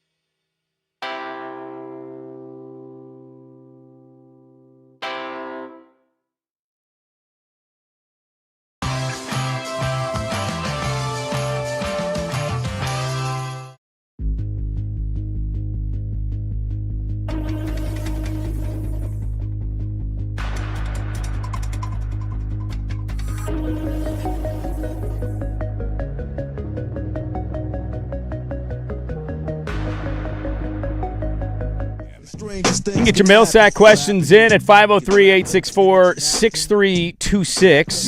Mail sack. We'll get to that at the top of the final hour of the program. Coming up in the top of the third hour, John Bloom, the radio play-by-play man for the Phoenix Suns, will join us. give us the lowdown on the old Phoenix Suns in the play-in matchup. I'm curious how they feel about this. I mean, they're in a unique spot where they've been in finals in the last handful of years. They were relevant, Kevin Durant, they've had big names and big players, and this was a bit of a reset after a disappointing year. So are they excited, or are they just, we'll see how it goes? I'm just curious. They got a new owner, too. I know, a new owner the last couple of years. Yeah. I'm curious where Suns fans are at going into this game. We'll talk with John Bloom coming up at 8 a.m., So we talked about the experience factor. I'm not one that buys there's a ton of experience for young players if they lose in 4 or 5 games in the playoffs. I'm not a big believer in it. I think you can get a start of it, a taste of it, and then you have to take the requisite steps going forward. Drew Holiday does have playoff experience, including sweeping our beloved Blazers once upon a time as a Pelican. Yes, he did. And he talked about talking to his young teammates on what postseason atmospheres and games can feel like. Intensity is different. What's on the line is different. The rests are different. I don't know if that's going to get me fined, but it's a lot more aggressive. I think the games come down to possessions a lot more. Is there anybody that says less with less enthusiasm, but also the way he says it, you're weirdly like, yep, you got it. Yep, it's a good point. You're on to something there, Drew. It's loud. Don't turn the ball over. Yeah, very serious. You got it, Drew. I'm in. I'm all in, Drew. Well, I think he hit on something that's the most interesting thing about the game, not only tonight, but depending on where they go from here, and that is our best player is certainly having a phenomenal season. Denny Avdia, 24-7-7 is a great year. Could be all NBA. We'll wait and see at the end of the season. Hit the game threshold necessary. The bulk of his bulk might not be the right word. A good chunk of his offensive production comes from the line. Comes from the free throw line. And I remember we had this conversation about SGA going into the playoffs last year of how's he going to get officiated, how many times will he shoot free throws.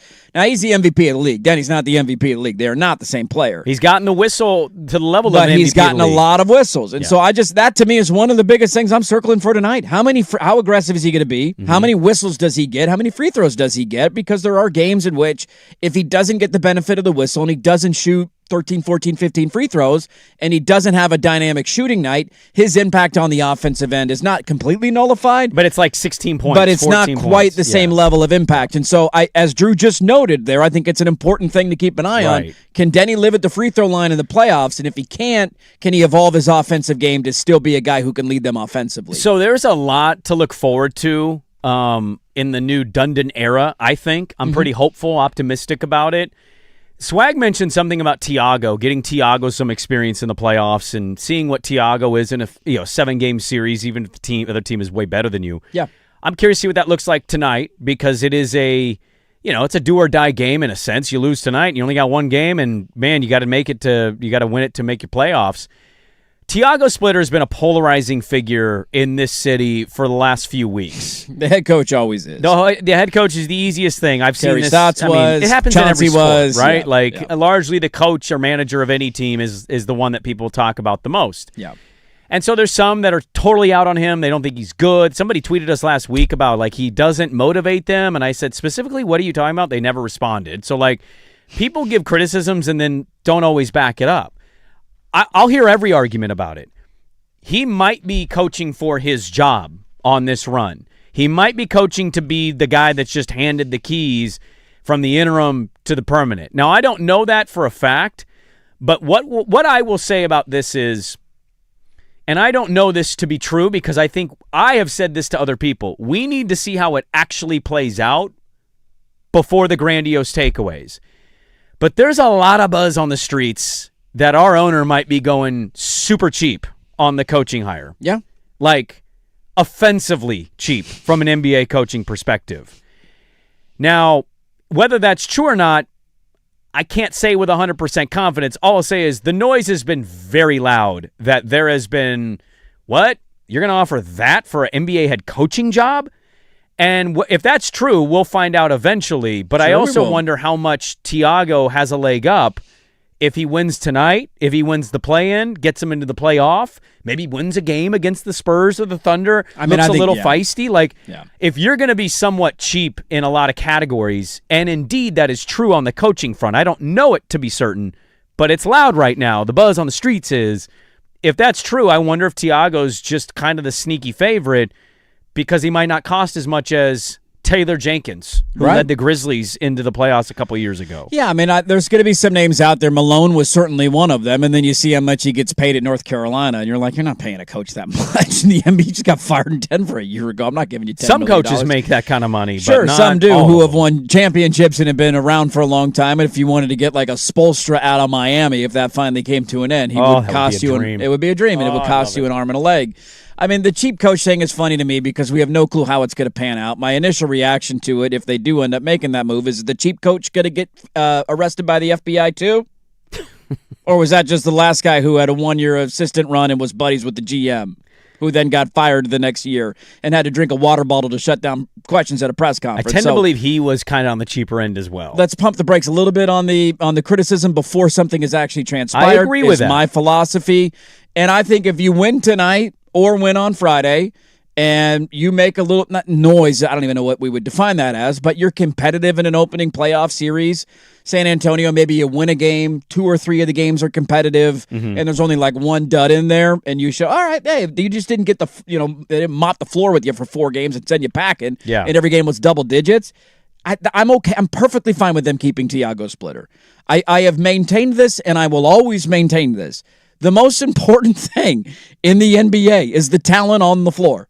Steve Kerr got pulled out of a broadcasting job to come coach the Warriors. He certainly knows a lot about basketball. And what happened? He won a title right away. Joel Mazzulla was this young up-and-coming cat in Boston. He's got a championship ring, doesn't he? Been to the playoffs a bunch. Why? Because the roster is incredibly talented. If you have good players, it can overcome anything. Look in Denver right now. Like, imagine thinking the former coach of Lincoln High School is going to be the head coach of the Denver Nuggets, and they might go to the conference finals. Why? Because they have the best player in the NBA. So the coaching stuff, if he does good and they look fine, keep him. I got no issue with that. And I would just like an interview process is all I'm saying. Open it up, sure, if you want to talk to some people. He's an interim coach, so you have the ability to do that, and he can be one of the lead or primary candidates for it. He will be a cheaper option, I would imagine, because I don't think anything he's done this year is going to cause him to get a huge offer on the open market to go be a head coach somewhere else next year, but maybe I'm wrong on that. The most important thing will always be talent on the floor over head coaching. But I am curious to see how he handles certain situations if we get a tight competitive game. I brought up the stat yesterday that they have not been good in out of timeout, out of bounds plays this season. Yep. That's a huge part of winning playoff games. You're down by 2 with 38 seconds left. You're inbounding the ball. What do you draw up? Who do you go to? So there are things that you can keep an eye on to see how he handles it. And if he does enough, I have no issue with them coming back as head coach. We'll see what happens, man. But a lot on the line in a lot of different ways, I think, for the franchise as they try to take a step forward and make the playoffs tonight. The play-in 7 o'clock. That's is it Prime Swag or Prime? It's a Prime game. Prime Video has the entire play-in tournament. Do we have Iron Eagle? Why is it so late? Why can't we start it earlier than 7 p.m.? Because that's a normal start time. Well, for West also Coast it's a teams? doubleheader, so the first game's at 4:30. Start the first one at 4. Is 34 too old? 7 p.m. on the Sprague. East Coast is too late to start the Hornets and the Heat. That's too late for them. 7 p.m. They got to start at 7:30. I'm sorry your bedtime's been pushed from 8:26 to 9:04. 7 o'clock is too late for games to start. 6:45 should be the cutoff. My chocolate pudding Yes. at 8 o'clock. Yeah. So I'm going to run to for bed. president that no sporting events can start after 6:45, and then I'm going to resign office day one. How do you think? Well, I guess Suns fans are only an hour ahead. Yeah, it's an 8. No, they're the same time. They don't observe daylight savings. They're on the same time Are zone you as sure we about this? Because I'm texting Phoenix people, and they're telling me that time in which I add Mountain Time works or doesn't work for them. Does our guest know he's coming on at 8, or is he thinking we're calling him at 9? Because I feel like you're mixing up Vegas and Phoenix. No, Vegas is in the Pacific time zone. That's what I'm saying is I think Phoenix is Mountain Time right now. They don't. Arizona does not observe It is daylight 7:44 a.m. in Phoenix, Arizona right now. It is the same time. Does our guest know That's not what my Google said yesterday when I text this. I just Googled what time is it in Phoenix, These Arizona. Mountain Time people are weird. It's just Arizona. They don't. Arizona observe doesn't observe daylight savings. I get it. Well, it's So for half of the year, they're an it's hour ahead. but also you in said Las Utah. Vegas is Pacific Time. I just, I got a whole thing on the map in my head and it doesn't make any sense. Vegas No. is- There's actually I a know. I sliver get of it. Oregon that's in Mountain Time. Yeah. None of this makes sense. This is No. all dumb. Yes. Mountain Time shouldn't exist. Daylight savings shouldn't exist. That's the Well, you're problem. not wrong there. Pick one and let's go. Mountain Time is 1 hour. Just get on our clock or choose the Central. What are you What time doing? is it in Hawaii, Dirt? It's 3 hours behind. It's 3 hours behind. Because they don't observe daylight savings time That either. took a while to adjust to, for sure. Does our guest know that we're calling him in 15 minutes? I'll text. Man, I don't know. Okay. I'll find out. Did you ask him to come on at 8 a.m.? Did you say your time or just can you come on at 8 a.m.? I said, are you available tomorrow at 8 a.m. Pacific, 9 a.m. Mountain? Yeah. If he's on Pacific, then he read that. He didn't correct you? He said, sure thing, Brandon. Call me on this number. Okay. Let's just send a reminder text? A flare up. Just like, by the way, West Someone Coast guy, loved going to Hawaii because I loved waking up at 6. Nobody else is awake. No, yeah. I go peruse the beach at 6 a.m. The sports timings are the worst thing for anything. I remember looking at one of the Final Four games, and it was like 11 o'clock in the morning. I can't remember what time it was. I'm just like, they're already playing basketball? What's happening That's right a now? little bit of a buzzkill. It throws you off when it's Final that Four. early in the day. Yeah. I mean, I didn't watch any of it. We were at the beach, but I'm the like, first NFL games kick at 7 a.m. That's early. That's early. The wildest one to this date is me seeing Monday Night Football Tuesday morning in Vietnam. Yeah, that's a little weird. What? What day is it 8 right now? a.m.? Let's go. Hey, early morning. I got a breakfast buffet and Monday Night Football here on a Tuesday morning? It's a wraparound day, Tuesday morning football. We'll find out if our son's guest is abiding by our time or a different time. We'll figure that out. Let's pause. Which one is the bigger deal from yesterday? And I'll tell you what I'm talking about next on The Fan. It's time for Who's Stinking It Up? Do not go in there. A sports lowlight, ripped from the headlines. We couldn't do diddly poo. Brought to you by Three Mountains Home Services. Schedule your appointment online at threemountainshome.services.com. Infield in for Victor Caratini, a swing and a drive. Left field and deep. Back it goes, and that is way out of here. 3-run homer from Victor Caratini. It is 10-0 at Target Field. Yeah, how about that one? Twins Television on the call of that one. Minnesota housing Garrett Crochet. Crochet! Dude, the Red Sox are terrible. I mean, they're not any worse than my team, so I'm not going to criticize too much. I'll there's criticize. different Shut shades up, of poo. criticize. One's a little bit runnier than the other. One's a little bit give up smellier. 10 earned in an inning and 2/3. No, but I did have my opening day starter knock it out of the second inning on the first game of the Major League Baseball season live on Netflix. So, but the Red Sox do suck. Good for the Twinkies. Somehow stinking it up is the Red Sox and the Giants. I didn't know that. Brought to you by Three Mountains Home Services now through the end of April. At Three Mountains Home Services, install a tankless water heater, and they'll include a free water softener. Enjoy warmer showers and say goodbye to hard water. Call or visit threemountainshomservices.com and schedule your appointment today.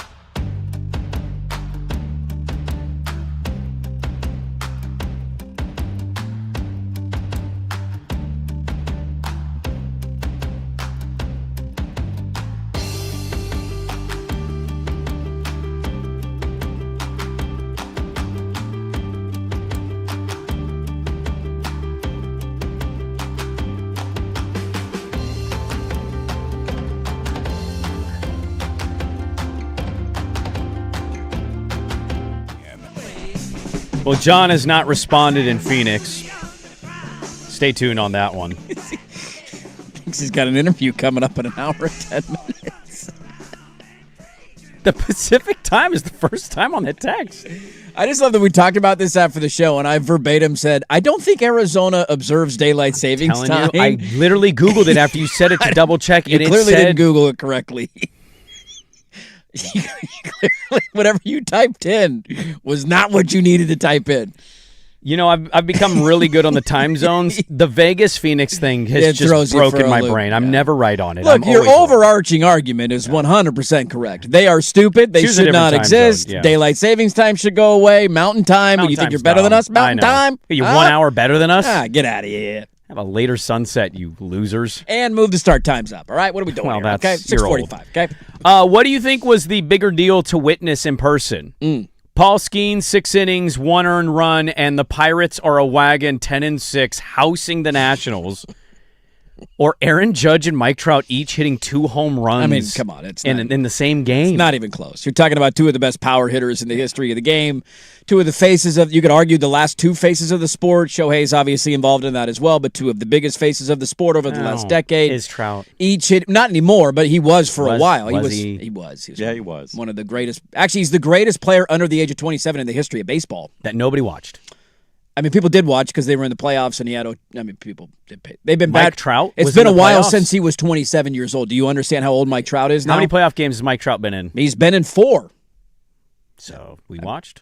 Did we? I watched. I watched all 3 of them. They lost to the Royals. I remember. I saw they those got swept. too. Yeah. So I watched. You can't say nobody watched because I watched. And he was the face of the league. You know what nobody watched means. Sure, he was the. I mean, to argue that he wasn't the face of the league is ridiculous. He was the face of the league for like 6 years. He was the over Bryce Harper. Yeah, without a doubt. He was a better player than Bryce Harper, and it's not even a debate. Yeah. Agree, disagree, sir. Go look up any number that you want. Well, being the best player, face of the league and best player isn't always the same thing. Sure. LeBron is debatably How was bigger Bryce Harper a bigger face of the sport than Mike Trout? Because he talks, because he's played on better teams. Okay. They also never did anything in Washington. They always lost in the playoffs. But they were in the playoffs. We're arguing something really ridiculous right now. Mike Trout was a very good player in the face of baseball. I think you're arguing best player versus face of the league, which those can be different things. Sure, he won multiple MVPs. He was the best player under the age of 27. Statistically speaking, in the history, his WAR under the age of 27 is greater than any player in the history of the sport. And he hit 2 home runs, and Judge hit 2 home runs in the same game. It's a pretty big deal. Good stats, bad team guy. Do it on a real team.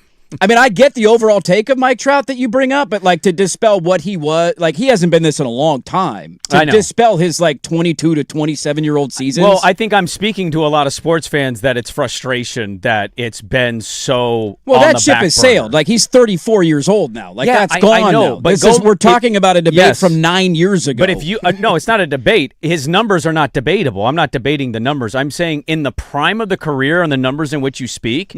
How many Sunday night baseball games did he get compared to other guys? I can't because those teams just were largely not good. I think So like the whole nobody watched thing doesn't mean literally nobody watched. It's just a phrasing of we didn't all watch Angels baseball. I didn't have the extra inning package. How many national games were you watching? Well, more because they played the Braves. Okay, well, and also the Nationals were actually no. But there's a thing here though. The Nationals were at least a playoff team. You can say they choked. I won't disagree with you on that until Bryce Harper left, coincidentally. But they had more national games, it felt like, than the other team did because they at least were playoff worthy. Yeah. I mean, you can watch more games because you're in your division. It's not like we're glued to Nationals games on Sunday Night Baseball. Totally you can make that argument for literally any player. How many times do you watch a nationally televised baseball game? It doesn't happen very often. And again, I think we're also memory holding a little bit. Like the Angels have never been great outside of their one run, but they were a more relevant team in those years with Trout than they have been the last. Only because of him, yeah. In the last 7 or 8 years, they've fallen off a cliff, and he has fallen off a cliff as a player because he can't stay healthy. That's his problem, his injuries. But when you look at from 2012 to 2019, that 7-year run, it's one of the best 7 years runs we've ever seen in the sport. I don't disagree with that. And he was the best player in the sport and the face of the sport. So the best player in a sport, just for the record, is the face of the sport in every sport. Not always to me, but I think I would say he was a bigger face than Bryce Harper was. At Swag, that time. who was the face of the sport in those prime Trout years to you, in that era of baseball?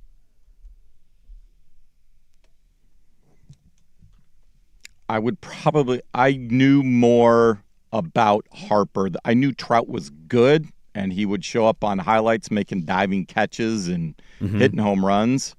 But there was more excitement, more national attention paid to Harper. Yeah. He was a more controversial player. People had opinions on him more than they did Mike Trout.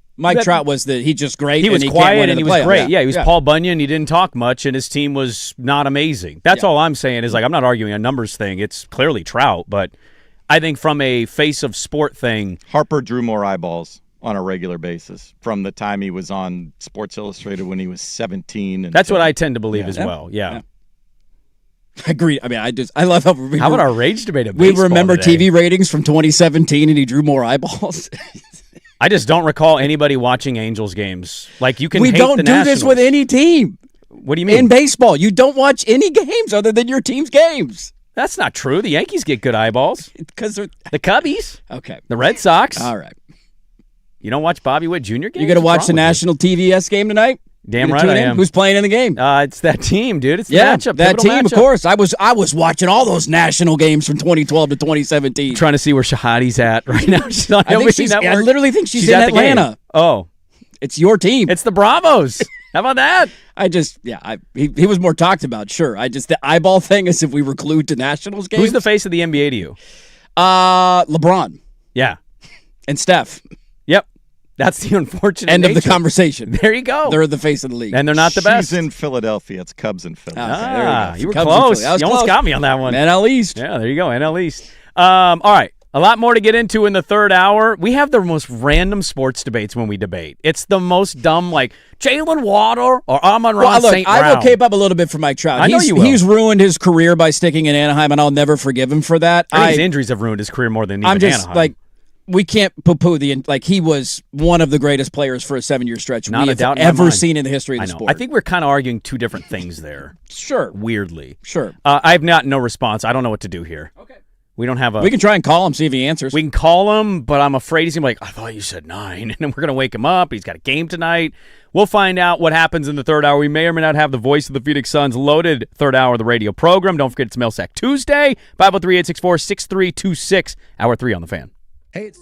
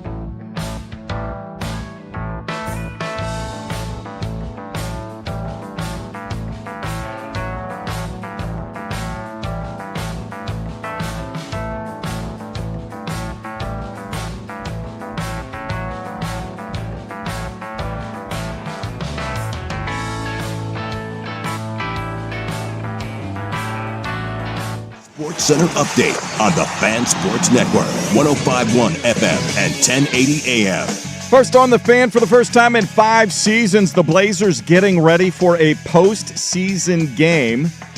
They are in the play-in as the 8th seed, visiting 7th-seeded Phoenix Suns for a 7 o'clock tip tonight on Prime Video. The winner advances as the 7th seed in the Western Conference playoffs to take on the Spurs beginning this weekend.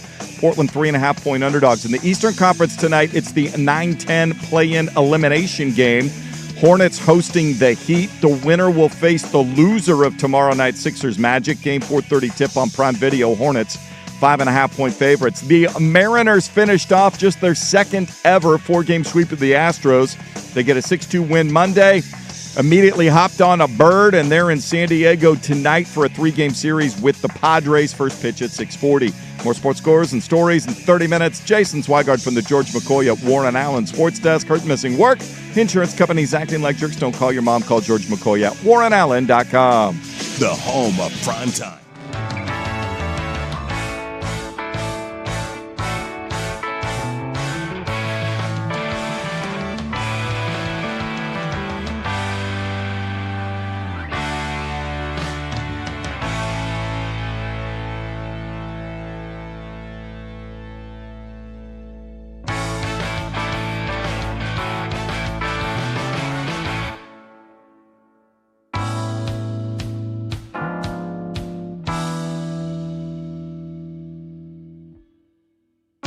Number 3, Dirt and Sprague here, Portland Sports Leader, 105.1 FM, The Fan, 1080 AM, the Odyssey app, live on YouTube. Good morning, everybody. That's the Fan Sports Network, and we got a lot to get to over the next 2 hours of radio. We're hoping, and fingers crossed, that our guy, John Bloom, the radio voice of the Phoenix Suns. I can't tell if he's on the phone with him. I think I got a thumb. We got a thumbs up. We got a thumbs up. Look So at time that. was right. Time differences don't matter. We caught it. Tomato, tomato. I know. 8 a.m. is 8 a.m. Whether Yep. you're in Phoenix. We did have, by the way, we have a listener in Phoenix when this came up a couple segments ago. It's like, yeah, it's 7:30 Yeah, right now. I yep. can confirm I'm in Phoenix. There we go. So let's talk to the radio voice of the Phoenix Suns. As Portland is down in Phoenix tonight for the play-in 7-8 matchup. Winner gets the 7 seed. The loser has to play again for their playoff lives on Friday. John Bloom is our guest at John Bloom on Twitter. You go give him a follow there.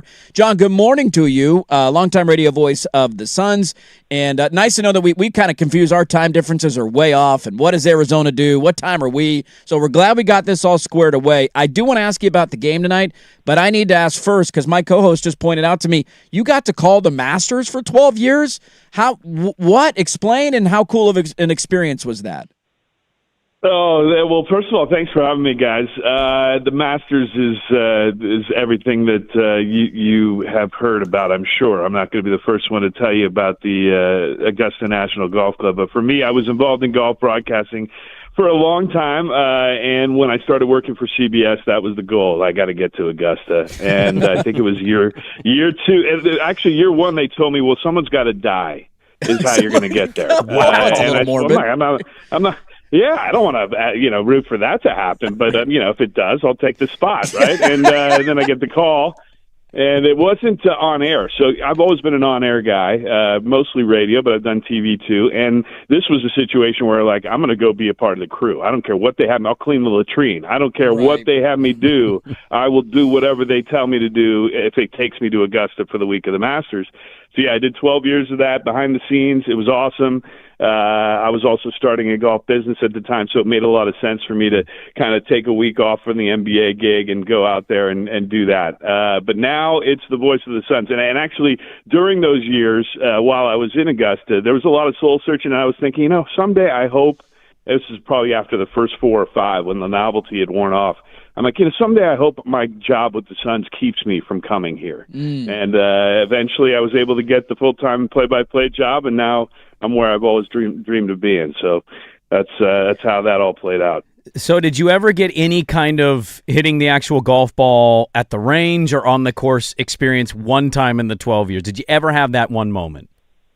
I still haven't played the course. It's a great question. I am definitely honing in on finding a way to get there and do it because I do have some friends who are still in it. There you go. And so I'm hopeful that happens. It hasn't happened yet. I've always said in my back of my mind, like I want to have my game at that tip-top shape when I do finally make it there to play, having covered so many Masters and walked up and down those fairways so many times. I have so many great stories, but none of them include me playing, which is probably a good thing because I would probably ruin it with my horrible temper on the golf course.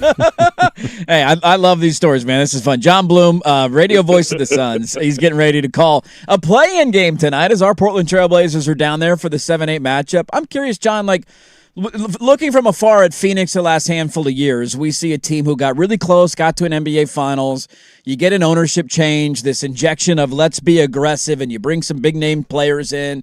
It doesn't quite work out. There's been some up in our neck of the woods going back the last calendar year that have kind of poked fun at Phoenix of like, Ishbia doesn't know what he's doing. Look at that. They're going to be a disaster this year, and here they are better than us in terms of wins and losses. We'll see how the game plays out tonight. I'm just curious, though, based on the last handful of years, because Phoenix has gotten a taste of greatness, and they've been close to, getting over the mountaintop. Where's the excitement level for this team, and where's the city at for tonight's game? Is it a much ado about nothing? Is it, hey, this was a positive surprise, let's get in on it? Like, I'm just curious where the city's at for the matchup tonight. That's a great question. And actually, it has been a wild ride because I think, let's just start when Matt Ishbia takes over the team, they go get Kevin Durant, and they're trying to kind of, pick up where the Suns took them to the finals in 21. It just didn't work. Obviously, basketball is a team sport. I think you guys know that very well and have a great fan base up there in Portland. Always love going there for hoops games because people just know the game. And there are certain areas of this country where that's the case. And I think that, Phoenix fits in that too because the Suns are the number one franchise still in this city. Yes, we have a football team. They've been miserable, probably don't deserve to be in the NFL anymore, but they still are. We've got a baseball team that's been up and down, and yet it's the basketball team that's number one here. So riding that wave of bringing in a star like Kevin Durant and failing the way that they did, and I'm going to just come out and say it was a failure the last couple of years, but I would say that Matt Ishbia, much like if you've got kids, that the best way they're going to learn is through failure. And he did learn that was not the way to build the team. So what did they do? They kind of went back to the roots of it and said, who's the guy we're building around? It's Devin Booker. That's the guy this city absolutely adores. There's a lot of reasons for that. We can get into that another time. But the bottom line is Devin Booker means a lot more to Phoenix than he does, let's say, to other NBA cities. They just don't realize what he's done here in the Valley. Being in his 11th season here, we've watched him grow up. He was the youngest player in the league when they drafted him in 2015. He was, just barely 18 years old. And so he just is a fabric of this city now. And so when you build around him and you put the right guys around him and you get a coach that he endorses, now he's fully bought in, and everybody else in that room bought in. And that was probably the biggest surprise for me, guys, is because Jordan Knott came here without much of a pedigree. He was a longtime assistant coach. They did an exhaustive search with a number of names that would be household names as far as potential coaches after just firing two guys that won championships in Frank Vogel and Mike Budenholzer. So now they get this guy in Jordan Knott, and everybody's wondering what's going to happen in Phoenix, and all the expectations were low. So if Vegas is saying you're going to win 30 games, most of your fan base is going to jump on that and say, wow, we're going to be garbage this season. But they weren't, and they weren't from the start, and they played hard, and they engaged the fan base in a way that basketball teams do, unlike any other sporting team, I think, because you just attach yourself. You see them, their entire selves on the floor, right? When you're at a game, you get up close and you see how enormous these dudes are. But at the same time, you see the game in a different way than you do when you go to a football game or a baseball game or a hockey game. So the way this team has captured this town is special, and I think you'll feel it tonight. And look, they've been the 7th seed all season. You stay there so that you get the opportunity to host a game like this, right? It means something to be the home team for a one-game means all type situation. Now, it doesn't mean all, because if Portland loses, you get that home game. And that's why the Blazers moving to 8th is so meaningful, right? because they can host that game and have a chance to bring their fans into this and win that 8th spot and go take on the Oklahoma City Thunder and potentially shock the world. That's what I'm hoping happens so that the Suns handle their business tonight, because I know neither team wants to go to Oklahoma City, especially on a short clock, right? I mean, look what the NBA is doing to them. You play Friday night, and then you got an early game at OKC on Sunday. So, yeah, the better alternative by far for the Suns is win tonight, but they know it's not going to be easy. Yeah. Kind of a two-parter for you. Like, how truly depressing was it to be around that team last year? Because it felt like from up here, the national narrative was nailing it of just this team hates each other. It's not good. They had to move on from Kevin Durant. They make the trade, and I'm really curious to get your thoughts on how difficult the beginning was to have to root for Dylan Brooks, and then how easy they love Dylan the villain now that he's had the season he's had. Exactly. You guys know as well as anybody about that guy's trajectory in his career. And I know it started in college, but in this situation, the Suns needed such a dramatic shift when they made the trade, and that was as dramatic as you could get. That's actually, you're talking about Dylan Brooks, and I know I'm skipping past the first question, and you're going to have to remind me what it is because I'm already on this train. But, he is such a polarizing character, and yet, as you said, when you have him in your gym wearing your uni, you love the dude. And there's so many reasons why. And so that has happened here in Phoenix. Now, him missing a lot of the games is a reason why I think the Suns ended up 7th and not higher. They could have been in that mix for 3 through 6 that was jumbled up for so many months. But, there were a lot of injury factors for this team. And the good news for the Suns now is that they are probably as healthy as they've been all season. And that's the time you want to be that when you're getting ready for when it really matters most. Remind me what the first question was. Just how truly depressing it was to be around the Kevin Durant era Suns at the end. There's a reason I ignored that. There's a reason I skipped right past that. I tried blacking it out. It was that brutal. I mean, honestly, last year was miserable. And it wasn't that the guys hated each other, to be honest with you. Players did not hate each other at all. They were just kind of indifferent. They were indifferent. They never came together as a team. The coach was an absolute disaster. I'm not going to sugarcoat it at all. Yeah. They just hired the wrong coach. He turned everybody off. It was bizarre because he was a guy that was beloved in this area. He's a native son of Arizona, and he won a title against the Suns, right, in 2021 with the Bucks. And then they bring him here, and he just absolutely turned everybody off, everybody, including the team. It was bizarre. And then he got sent packing. So, that's the way I guess it goes. But it was a 36-win team that, honestly, I believe the three of us could have gone on a bender, set up a program, and won 36 games with that team.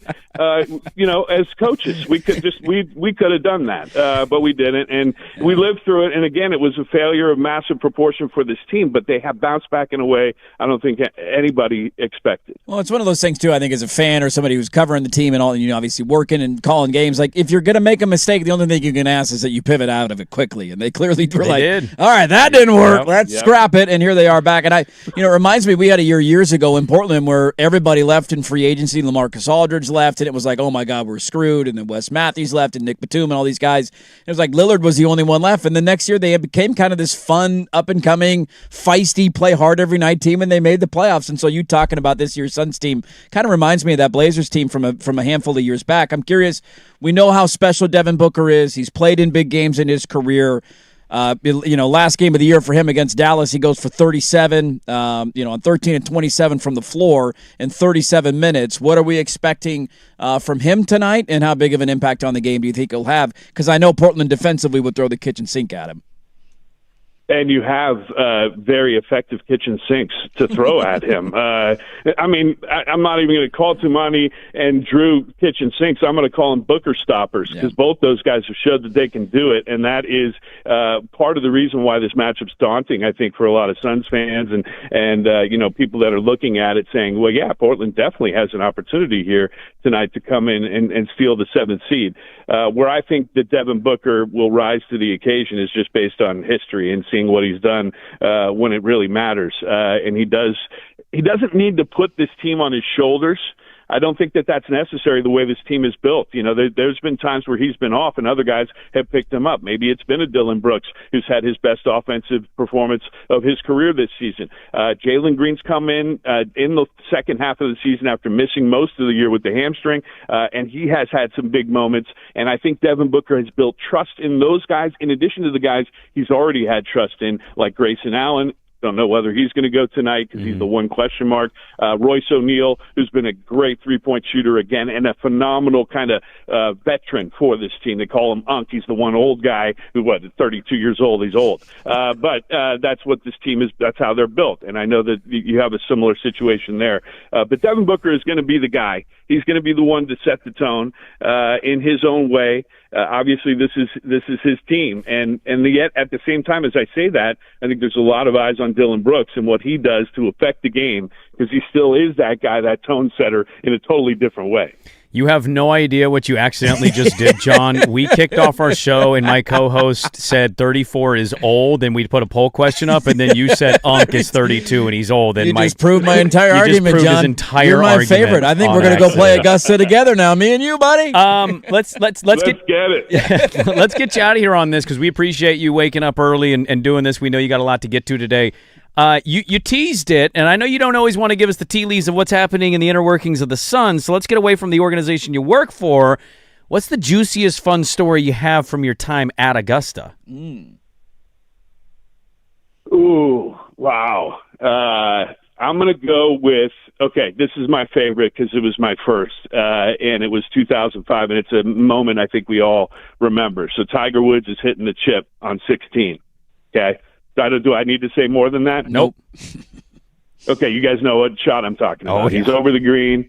Yeah, there's no chance, right? He's not going to get it up and down, and he makes that Nike ball sit on the edge and then drop in, and it's just a legendary golf moment. Well, I'm in the truck with Dick Enberg, the legendary Dick Enberg, who at the time, his whole job with CBS was writing the essay, the video essay that you would see at the end of the tournament. That would basically, it's almost like one shining moment at the end of the NCAA tournament, right?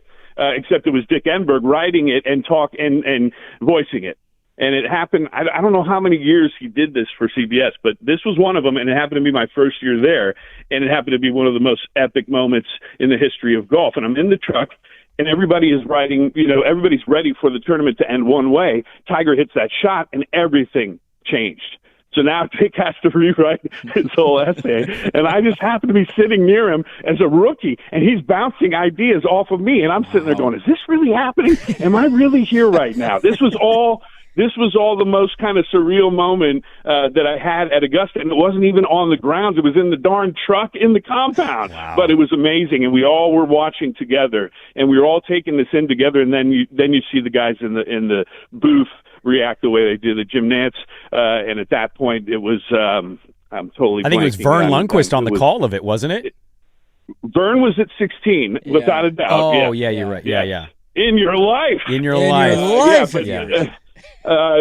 I think to me that'll be the memory that I take with me forever, just because of all the different elements that went into it. But yeah, it was fascinating. I mean, the response from that truck, and I'm going to guess there were maybe a dozen people, and they're all working and normally never making a noise other than saying exact directions on what to do. If you've ever been involved in a golf broadcast, it is the most intricate, ridiculous event to try to broadcast when there's that many balls in the air at the same time, so many guys playing all at once, and you've got to direct it and produce it in a certain fashion so that the viewers know what the heck's going on. It's not easy. And so all that's happening.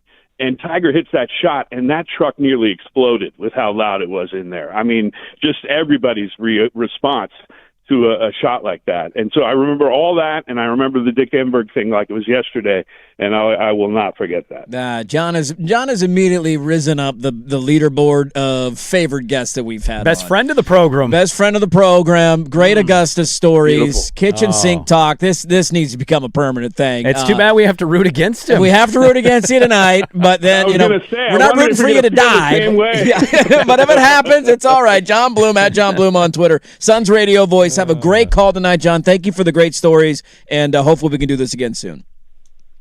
Well, thank you for having me, and I just want to say to all the Blazers fans out there, you guys have one of the best. Travis Demers is one of my favorites, play-by-play voice in the league, and you guys got a quality dude there. Yeah, appreciate it. Thanks, John. Enjoy the game tonight. Take it easy. There you go. John Bloom, the voice of the Phoenix Suns. From not knowing he was going to be on the show to that. A fun conversation 12 like that. years. Imagine sitting next to Dick Enberg in a production truck. One of the icons of broadcasting. Bouncing ideas off of you? How many times has he gotten housed and just told people, I co-wrote that, Dick Enberg? Yeah, I was there. I bounced all those ideas off of me. I know exactly what he's talking about. They do a Masters documentary every year for it. They're like an hour long. I have watched almost every single one of them. And now you know which one to go rewatch now John today. was the one that was right. I'm going to go rewatch the 05 one. 05 Masters film. God, good stuff. John Bloom. Hit that one out of the park. Well done, everybody. We'll have some more thoughts on the game. We're going to have a Diet Johnson segment next, and it's coming up on The Fan. The Firm.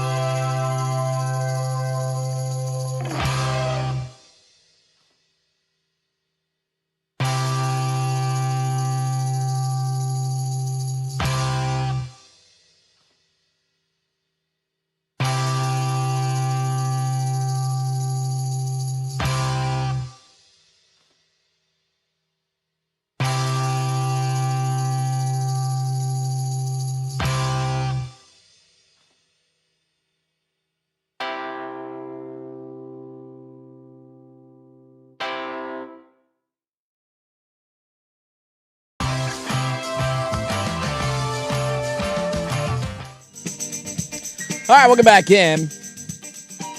It is 8:26. We needed our older boss to come in here and Coming up next, pipe dirt down for being so damn old. he knows I made good arguments, too. You're good. You have a couple good arguments, but they're not going to change start times for the arguments. No, they won't. They'll never change start times. People don't really work anymore, and kids don't They go don't. to school. Those are two valid things. Dude, looking around my neighborhood, it's like every rant, like there's like one day every other week. I'm like, it's a Monday at 11:30. Why are they out? And that was I'll see- yesterday. My kids didn't have school. I'll see one of the kids and be like, why aren't you in school today? It's a service day. It's a grading day. It's a like, what? Well, you just get kids now that just straight up don't go to school, and you're like, why aren't they at school? And they're like, I just don't feel it. Not The into it. vibes aren't right. Wake up. My cheese off. Yeah, dude. They start pointing to all the moon's only half. Look, the main argument that I will have. Look, it's quadratic equation day, and you're going to get your little ass. Get your and ass figure into it out, school. damn it. That's what I'm talking about, Swigard. But one of my main arguments, too, like I'm curious to ask you this. So the game starts at 7. Your girls are into basketball a little bit. Do they follow the Blazers or mainly WNBA? They will watch. They will watch this game, not like as closely as I will, but they'll watch this game. So they'll have it on. Will they stay up for the end of the game? My oldest doesn't basically have a bedtime. Okay. And we just go be responsible, and sometimes Go to bed it's when you midnight, wanna and go to bed? Sometimes it's 11. Yeah. Deal with the consequences. My youngest. It's very free ball parenting. I kind of like that. Well, you deal with your own consequences. Well, also, too, like I think it was mainly when you send a kid that age to bed, you can't make them go to bed. She's 14. Yeah, like my bedtime's earlier than hers. you can What go am to I your gonna room do? and sit in your room, Yes. but who's to say you're not going to go to bed? Right. Right. And she's got a 4.0 GPA, so I don't really Yeah. have anything to worry about. She's 14-year-old, yeah. responsible. Maybe a little bit younger, I think, would be the better comp of like the game's probably not, because the game won't start at 7. It'll start slightly after 7. What time is that? I don't know. What time do you think, Swag, this game ends? Because he thinks this game's ending well past 10. I think by 9:40. I said around 10 o'clock. I think the game ends. Barring overtime or Right. something of that nature, 9:40. Yeah. Okay, so you're with me. Okay. Harper Trout, 940s. Look at us today. Not old, 34. Dirt's on all Lone Island here. Oh, I'll be the old man here. But my youngest, if she wanted to stay up and watch the whole game, yeah. Yeah. Well, that makes sense. 14-year-old's probably a bad comp. I asked Dusty that because his kids are a little bit younger. I'm not I a strict know, bedtime guy. I know his son is into, like, his son's getting super into sports and he's following Yeah. and watching. He's down at Duck games Yep. and all that. He's playing. And so that's the kind of comp I'm thinking of, like a 7 or 8-year-old who wants to watch. If you're 7 or 8, think about this for a second. Yeah. You've never watched a Blazer playoff game in your lifetime. Nope. This is the first one. Yep. And that's my question. If your kid is in that age, will they stay up and watch the end of the game with you tonight? Play-in game, by the way. That's not they a still playoff wouldn't game. have watched It's a playoff game if they watched it tonight. It's the first 4.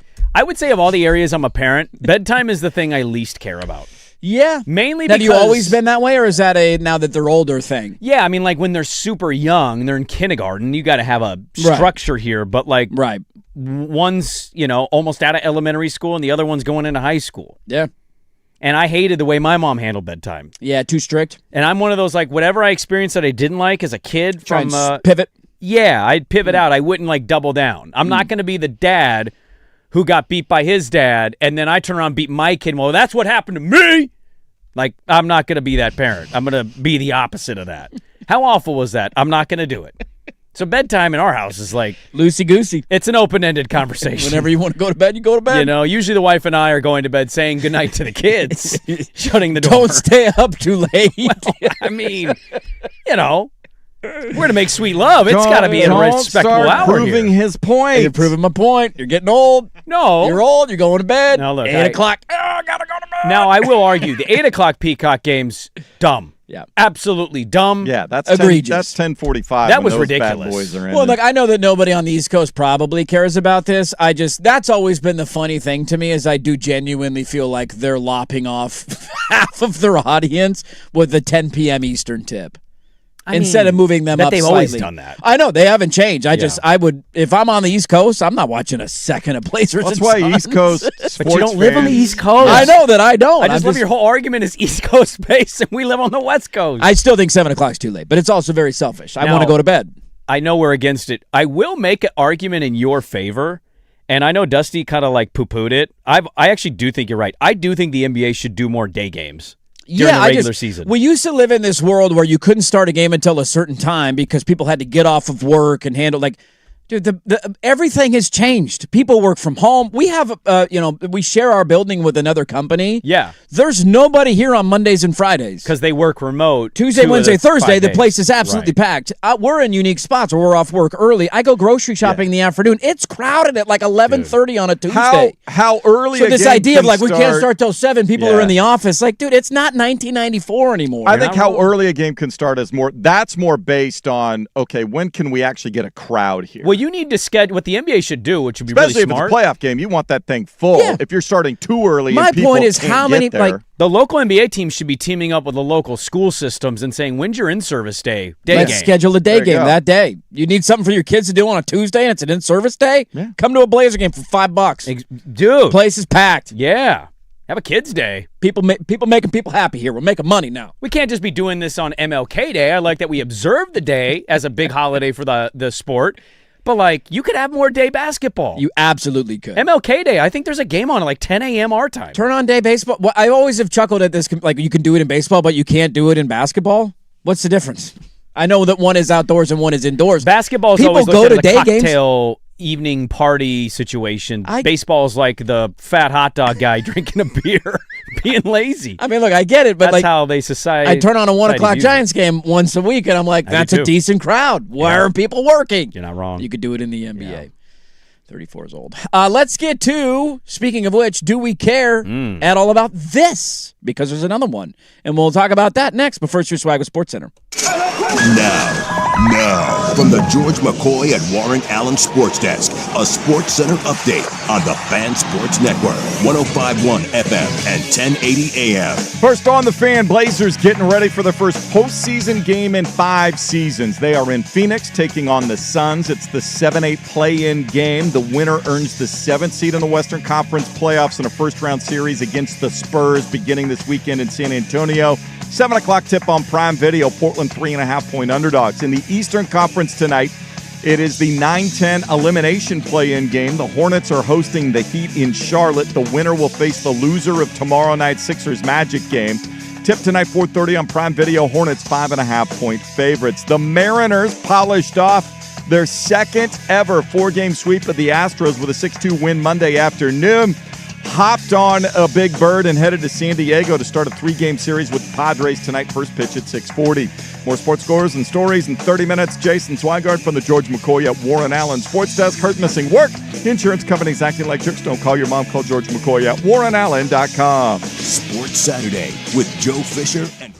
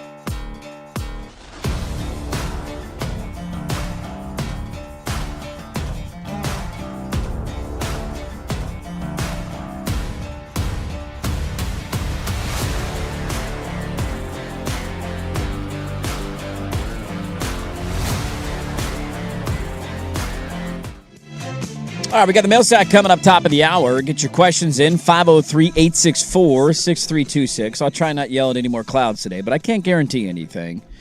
Nice looking sack so far. We'll see what continues to come in. Are we excited? Speaking of the play-in, we do have a game before our game tonight. We are round 2 of the double billing. Mm-hmm. And game 1 is the 9-10 game. I like how they can't do the same. They got to split it up 9-10 on one night. I think that had to do more. Normally, they have the 7-8 games on the same day.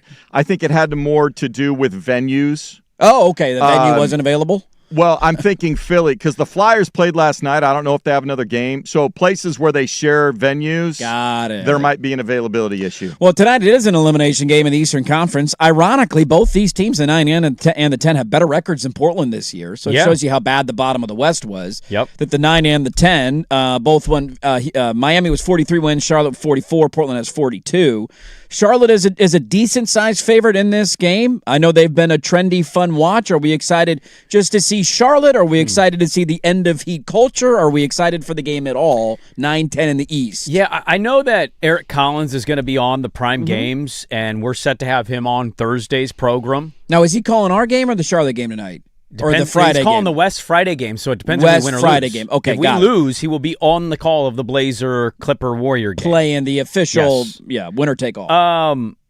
I mean, I enjoy watching the Hornets. I would say the last 20 or so games, if I was home, you want to talk about early basketball? Yeah, 4 o'clock start time. The Hornets were 4 o'clock, 4:30 start times most days when they were on for League Pass. I would turn those games on. And those were some of my most enjoyable games to watch this season is the Hornets. Now, they haven't been as hot lately. They were surging, and then they kind of slowed down. Con Knipple cooled off a little bit, but he still ended up leading the league in threes. And we'll see if he ends up winning Rookie of the Year out of this. LaMelo Ball is probably the story for them. They gave him a contract, and instantly everyone's like, whoa, they did not wait on that. And it looked dumb for a while. He had a moment this year where he crashed a car into another car stupidly because he's probably looking at IG models. You're always going to have to worry about him off the court. But if you actually just evaluate the basketball side, he's playing really good basketball. His highlight tapes are up there among some of the best in the league. Well, he's not doing the stupid stuff anymore. He was doing kind of the dumb and one mixtape stuff that you're like, why would you do that in an NBA game? He's like actually making sense with the style they want to play. And so they're feisty. They'll fight. Like, I love watching that team play. I know the Heat are here. Fear the Heat. Bam had 83. Spo, all that stuff. I love the Hornets tonight, and I love the Hornets to make the playoffs, and I'm rooting like hell for them to make the playoffs. We won't get the Eric Collins home team games. No. But we'll still get a fun watch if we want to dabble in the 1-8 matchup. They won't beat the Pistons, but I would love to watch them play in the playoffs. Okay, so we're in on a 4:30 tip. Swag, you excited? Hornets and Heat tonight? Yeah, if I was going to be at home, I would totally be down with this. And like I said, do the Hornets... I expect the Hornets to win this game. I think the Heat... The Heat have experience, though, man. They have experience, and in a one-game situation, somebody gets on a heater. Who knows? But if you want to say, who am I more interested in seeing in a 7-game first-round playoff series, it's by far the Hornets. I think the Heat are just at a crossroads with what they're trying to do with the franchise overall. Yeah. What direction are they trying to go? So the Hornets, they've now got a young nucleus, and experience at this for how young they are is invaluable. Do you expect them to pull off miracles? No. Can they win a game or two in a 7-game series the way they've been playing? Absolutely. Yeah. So I'd like to see that. Yeah, I mean, we saw last year Houston as a 2 seed in the West, right? They got bounced in the first round of the playoffs, and I don't know if that team exists in the East for people this year, but we've seen upsets in the last. We've seen 8-over-1s. Miami a couple of years ago. If they get the one, injuries played a part. They would be the 8 seed if they climb their way in. I know they would be the 8 seed. But what's the history of those upsets tell you? That you have some upsets that don't. They're kind of outliers. To me, it's about who is the lower or highest seed team and who's got the experience. Yeah. So you mentioned Houston didn't have it. Yeah, exactly. And Milwaukee, I think, was the 1 seed that lost, right? They were the 1 seed that lost. Now Giannis got hurt to Jimmy Butler, and Giannis also got banged up in that series, and the vibes of that team were crumbling. So, and even think the Warrior King one a couple years ago. That was the Light the Beam Kings. They were fun. They were the 3 seed. Here we go. here comes Steph Curry and the Warriors. They're going to ruin everything for you. And they did. And they did. They pulled it off. We'll get back into the Blazers and Suns coming up in the final hour of the show. Some final thoughts on that one. Obviously, Millsack coming up top of the hour, 503-864-6326. Get your questions in, and we'll answer them coming up 17 minutes from now. But something is out today, and we haven't talked about it yet, and I want to talk about it. And that's next on The Fan. Big hits, big bets, big plays. Today I'm laying the big wood. This is the Layin' Wood Report, brought to you by Mr. Plywood, serving Portland for over 50 years. And there's a drive to right field by Brandon Lau, and clear the deck. Another cannonball for Bam Bam. Lau with his 6th of the season. It's a laugher at PNC Park. Yeah, how about that one? Pirates TV, I mentioned this earlier. Skeens with 6 pitches, 1 earned, and the Pirates steamroll the Nationals. They're 10-6, man. Look at the Pirates. Yeah, similar to the stuff in the Mariners last week. Like, there's a long ways to go, but I think there's optimism because their top prospect's now up. Skeens' ERA is going to be a little high because of the opening game that he had. It takes a while to whittle that thing down. It'll eventually end up in the 2s because he's still elite, and the Nationals are still the Nationals, evidently. At least Skeens is getting run support this year. Layin' Wood Report brought to you by Mr. Plywood, serving Portland for over 60 years. Delivery, custom cutting, and special orders. Great, exceptional customer service at Southeast Stark Street. You can find them online as well, mrplywoodinc.com.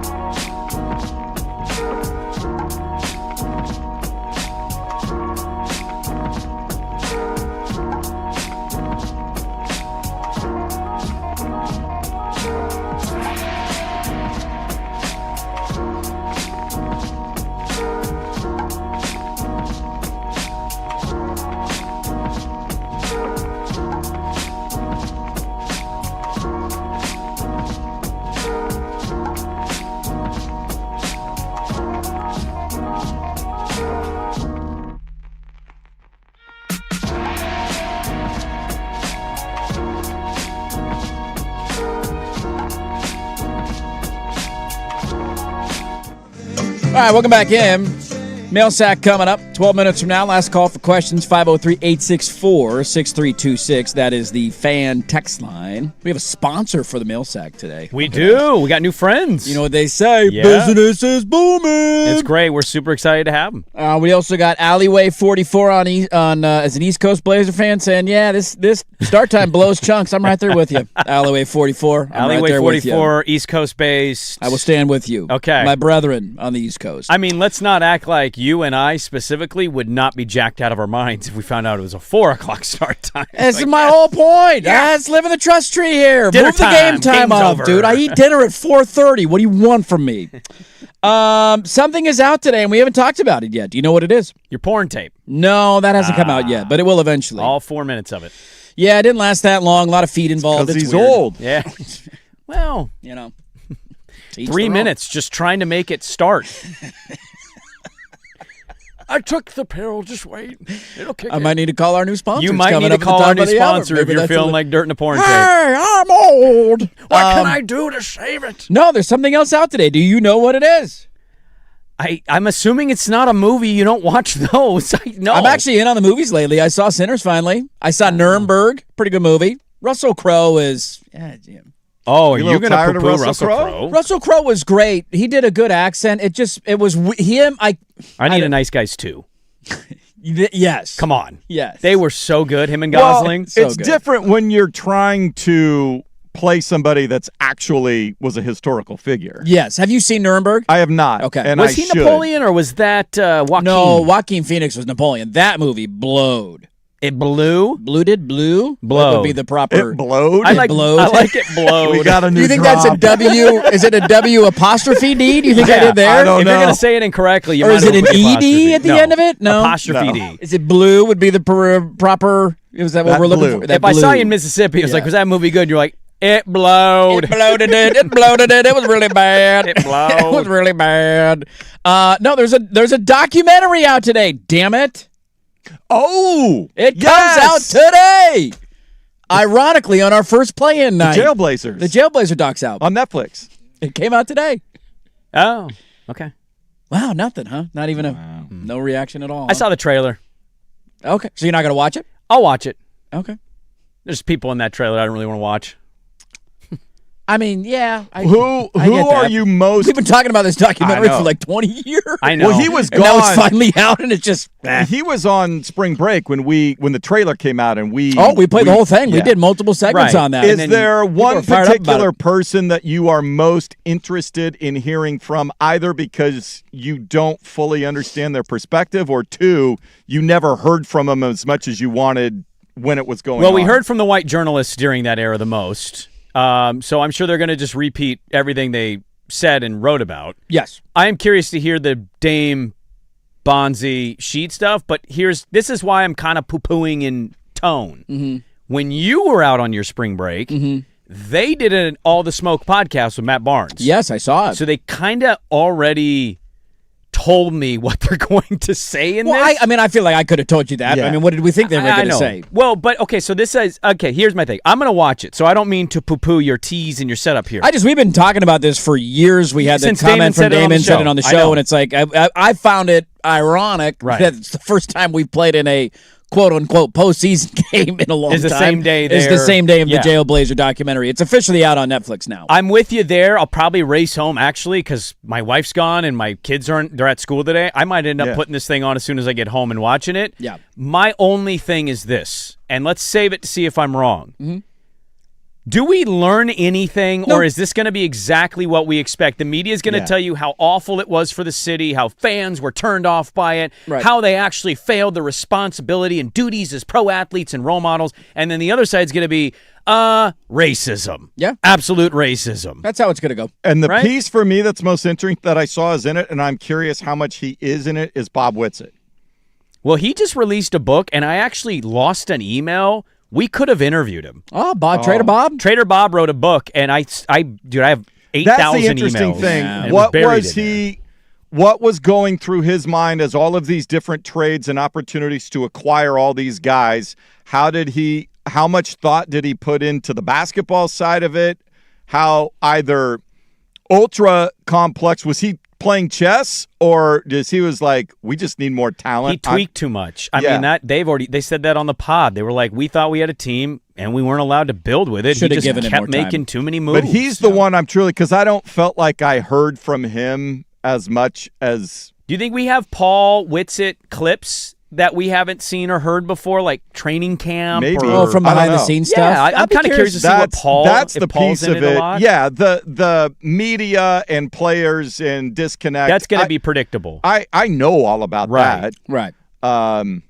Yeah, you started at the Fan, kind of at the tail end. Yeah, I know. Of the beginning and the tail end. So I mean, some of those people in it will be insufferable because they were a huge reason why there was a wedge driven between the team and the fan base. And I'm not excusing the players' actions. I'm more interested in the basketball thoughts of why to go after, these players. Were there other players they tried to get that they couldn't get, and so then they had to go to plan I think they B fell or in love C? with celebrity too. I don't think Whitsitt's going to say, I wanted Sean Kemp because it was. I just think there's an element It was of Sean Kemp. It was Scottie Pippen. It was these are names. These were guys we were familiar Steve with. Kerr was a guy who had won a I'm title. more curious about the mindset of what went into deciding to put all that together. I also think it's a little, and I said this while you were out, I'll just tell you, I thought it was a little unfair and still think it's a little unfair how we categorize that.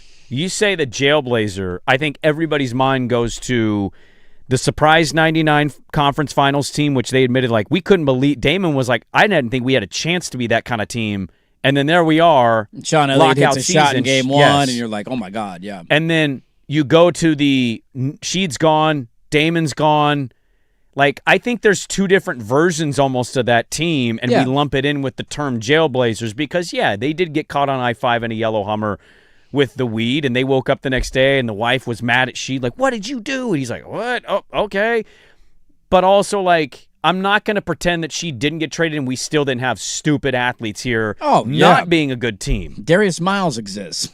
So, it's almost in a weird way. It's summed up as this long stretching era, and to me, it was different iterations of it. Yeah. The players came and went, but the era lasted, but it was different faces that were representing the era, and they were drastically different. So, I mean, look, I think your point about learning anything new, I can make that argument about a lot of documentaries.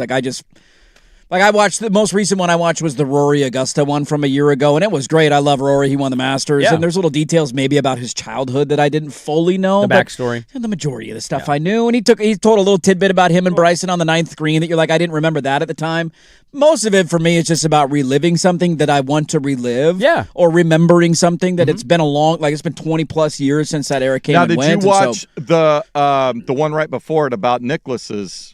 I have it on the DVR, but I have not watched it yet. And that's in the line of something that I was not alive for that I would learn something about. So those ones are very impactful for me. That was kind of my first introduction to watching the Masters on Yes, sir. TV, I mean, it's one of the most iconic Masters, if not the most iconic of all time. And so, there's some that will still do it for me. I'm not going to learn a ton tonight or today or whenever I end up watching it. I'm going to try and watch it today. It's just reliving an era that you loved, dude, and then also it's the last time we were good, man. Oh. Yeah. They won 53 games, got to a conference finals. But, from a competing standpoint. Did you get if you didn't win a game? If you didn't win a game in the conference finals, did you go? Don't tell the Tunger this. He went off yesterday about that conference finals team. The 2019 team? Yeah. About what? Good or bad? Just how really good that team is. Oh, Tunger, you disappoint me. You disappoint me. Pride of Cleveland. I thought we were simpatico here. I thought we were in the same line of thinking. Dude. And now you're over here drinking the 2019 Kool-Aid? He loved the 2019 They didn't have Kool-Aid. KD and Steph, and they swept us. Well, Steph came back in that series. He did. Remember the overtime game? I remember blowing 3 consecutive double-digit leads like it was yesterday. Steph came back, said, I'm back, he did. Won a game in overtime, He killed and Paul then Allen. lost in the finals, and then everybody was like, well, Steph got hurt. And it was like, Steph was hurt. Was he? You couldn't tell against us. 503-864-6326. Get your mail sack questions in. We'll start the final hour there next on The Fan. Tired of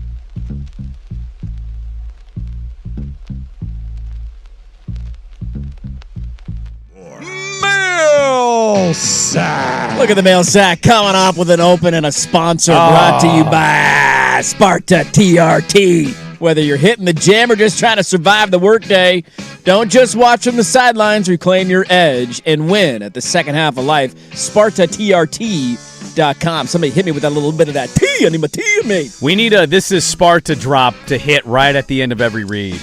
I think so. I think that's a good point. Welcome to our new sponsors, and the mail sack is the same. It just has now a cool, polished open. We got some dressing for this mail sack. Yeah. We do. There's a little. We got a little bit of a facelift. Probably if the you most will. enjoyable part of my afternoon yesterday. That was a great open. One. Yeah. Whenever you send a random thing and I listen, it's just I'm always excited to hear what it sounds like. You're great, and that one made me chuckle in the kitchen yesterday. Fan man, brand man, boss man, now the script writer. So I get the script. So he's the script writer.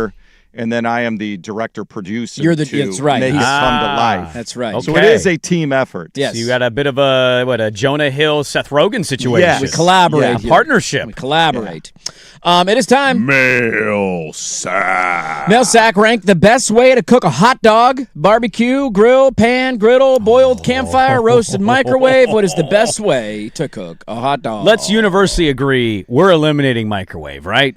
I mean, I've done it. I will do it, but it's not the best. Look, yeah, it's not even what you're doing. That's out. Because all right, next up, boiling. Incorrect. Incorrect. Boiling a hot dog's better than grilling a hot dog. I didn't. Okay, but how many? This is the best. What is the best way? I'm not saying you don't do it or you don't like it. The best way to cook a hot dog. The best way to cook a hot dog is to actually boil it and then grill it for the correct. marks. And you boil it in beer. My man, we have solved every issue in the You're world. welcome. Yeah. I'm sorry you cook hot dogs incorrectly. We have solved the problem. Boil it in beer. Boil it Who's in gonna beer. microwave my Grill mic it at until home? there's Finish char it marks. on the Yeah. grill. Yes, we need those char marks, man. All right. Microwave. Now that all the playoff spots are clinched, mail sack, who is Blue Line Brandon's pick for the Stanley Cup champion? First of all, Don't look. What do you mean? Name me playoff teams. Go. Yeah, who clinched last night? Who's in the NHL playoffs? Well, the Sabres just clinched for the first time in 24 years. They didn't. They clinched a while ago. Who clinched last night? Well, obviously, it was, Don't look. Stop clicking. It was obviously the Devils. Stop clicking. You got the Rangers. You got the Devils just clinched here. You got back end. You got the Maple Leafs and Panthers are at the back end of this thing. Are the Panthers going to three-peat? The Maple Leafs are one of the worst teams in the NHL. Absolutely. They tanked. They were fired terrible. their GM like 5 Their games best player got before the hurt. Well, Raiders. that's what I'm trying to point out. Like They're they got gonna blow it up. eliminated. Not, they of didn't clinch. course. They got eliminated. They got eliminated with the Red Wings. You had Ottawa. Remember Kim Barkley's special? Those Ottawa Senators. You're pulling both hamstrings. Right now. You can't forget about the Canadiens. They invented hockey. They're right there in the thick of it. They haven't won one of the cups in a while. It's been a minute. Who is your pick to win the Stanley Cup? That's a good question. We need your pick. That's what the listeners want. Well, your Panthers are not in there this year. I'm going to do something I didn't think I'd ever do. Give me a Western Conference winner and an Eastern Conference winner, and who wins the Stanley Cup. Well, you don't just sum it up by conference. We got these Atlantic metropolitan divisions we have to sort out here too, Bob. Okay? Let's sort this out. Now, when I'm looking at the East, all right, we're looking at the conference battles of the Eastern Conference.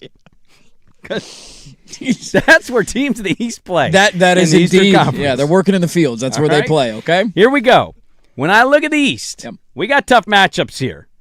But I'm going to go with a Synergy pick. A Synergy good vibes pick in our beloved West Coast. Carolina Hurricanes. Tom Dundon, Carolina Hurricanes, best record in the Eastern Conference. They do? Dare I say hockey? Most points. Most points. Can I tell you a good one from when you were out at the end of last week, Swag? You ready for this one? Oh, no. His daughter is now randomly wanting to get into hockey, hence the Red Wings shirt from earlier in the show. Welcome aboard. That's exactly what I said. You just can't. The boat, living in the come past. on in Talk on to the Uncle boat. Dirt. I'll Come school on in. ya. And they showed it. He was turned on a hockey game with her, and they showed a little graphic of standings. And then she asked him a question of how does the point system work? Oh, no. And his response to her was, well, that's how many goals they've scored this year. It was somebody had 93 points. And I immediately followed up with, aren't you a soccer fan? Don't you know how point system works? I'm watching soccer, not hockey. You score a point. I just thought. So that was a glorious one. All right, give me a Western Conference winner. Who do you got? Western Conference is going to be a tough one, man. I look at a lot of teams here, and I think, are they going to finally come through? We got the Kings are back in the fold this year. By the way, R.I.P. Jonathan Quick. R.I.P. from hockey, not actually dead. Should note he's retiring. He's still alive. Except he's still not alive on the Kings. But no, I know, but he was a one-time great. He won LA King. He won a cup. Won cups. I told you. Get you 2 of these. All right? Damn, dude. Stop yelling at me. Are the Mighty Ducks going to be mighty in Anaheim? I'm not sure. Nobody goes to the Honda Center. It's terrible. Yeah. I like the Mammoths upstart thing. I think they're really leaning into a culture. They made their Zamboni a giant This is way mammoth. too long of an answer. You just pick any team you want. Oilers. It's fine. Okay, there you go. All right. Oilers, Hurricanes. Oilers, Hurricanes, Stanley Cup final. Third Eye Open. You've seen it. You heard it. We got from Up Tops in Dundon. Blue Line Brandon. Mail sack question. If you could snap your fingers and change one thing about college football, what would you change? The scheduling system. The Pac-12 to exist again as it should. Yeah, I'm surprised that wasn't your answer. That's the easiest answer. Bring conference realignment back. I would take When it as Duck fans, I know Duck fans are enjoying the Ohio State, Penn State noise, and hey, we went undefeated, won the Big Ten. Sure.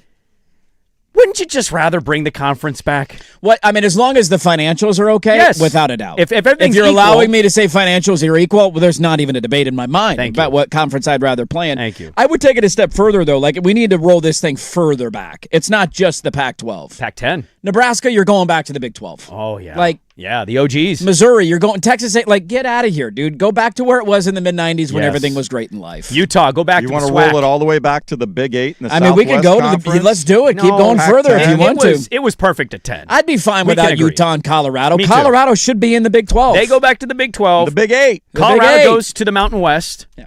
And we go back to the 10. Yeah, roll we it can back. agree with this. That's what I would fix. Me too. Mail sack, now that you were older and married once or twice, if you were single and had to start dating again, what would be an immediate relationship ender, assuming you still have your kids?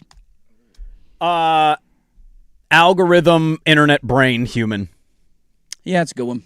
So, like, do your kids go to the bathroom in a litter box at school? Yeah, Teddy's a You're kid. not hot enough for this conversation. I'm out. I'm out. I'm out. Can I ask you guys about a trend Teddy's going through right now? Did your kids ever get really into poop?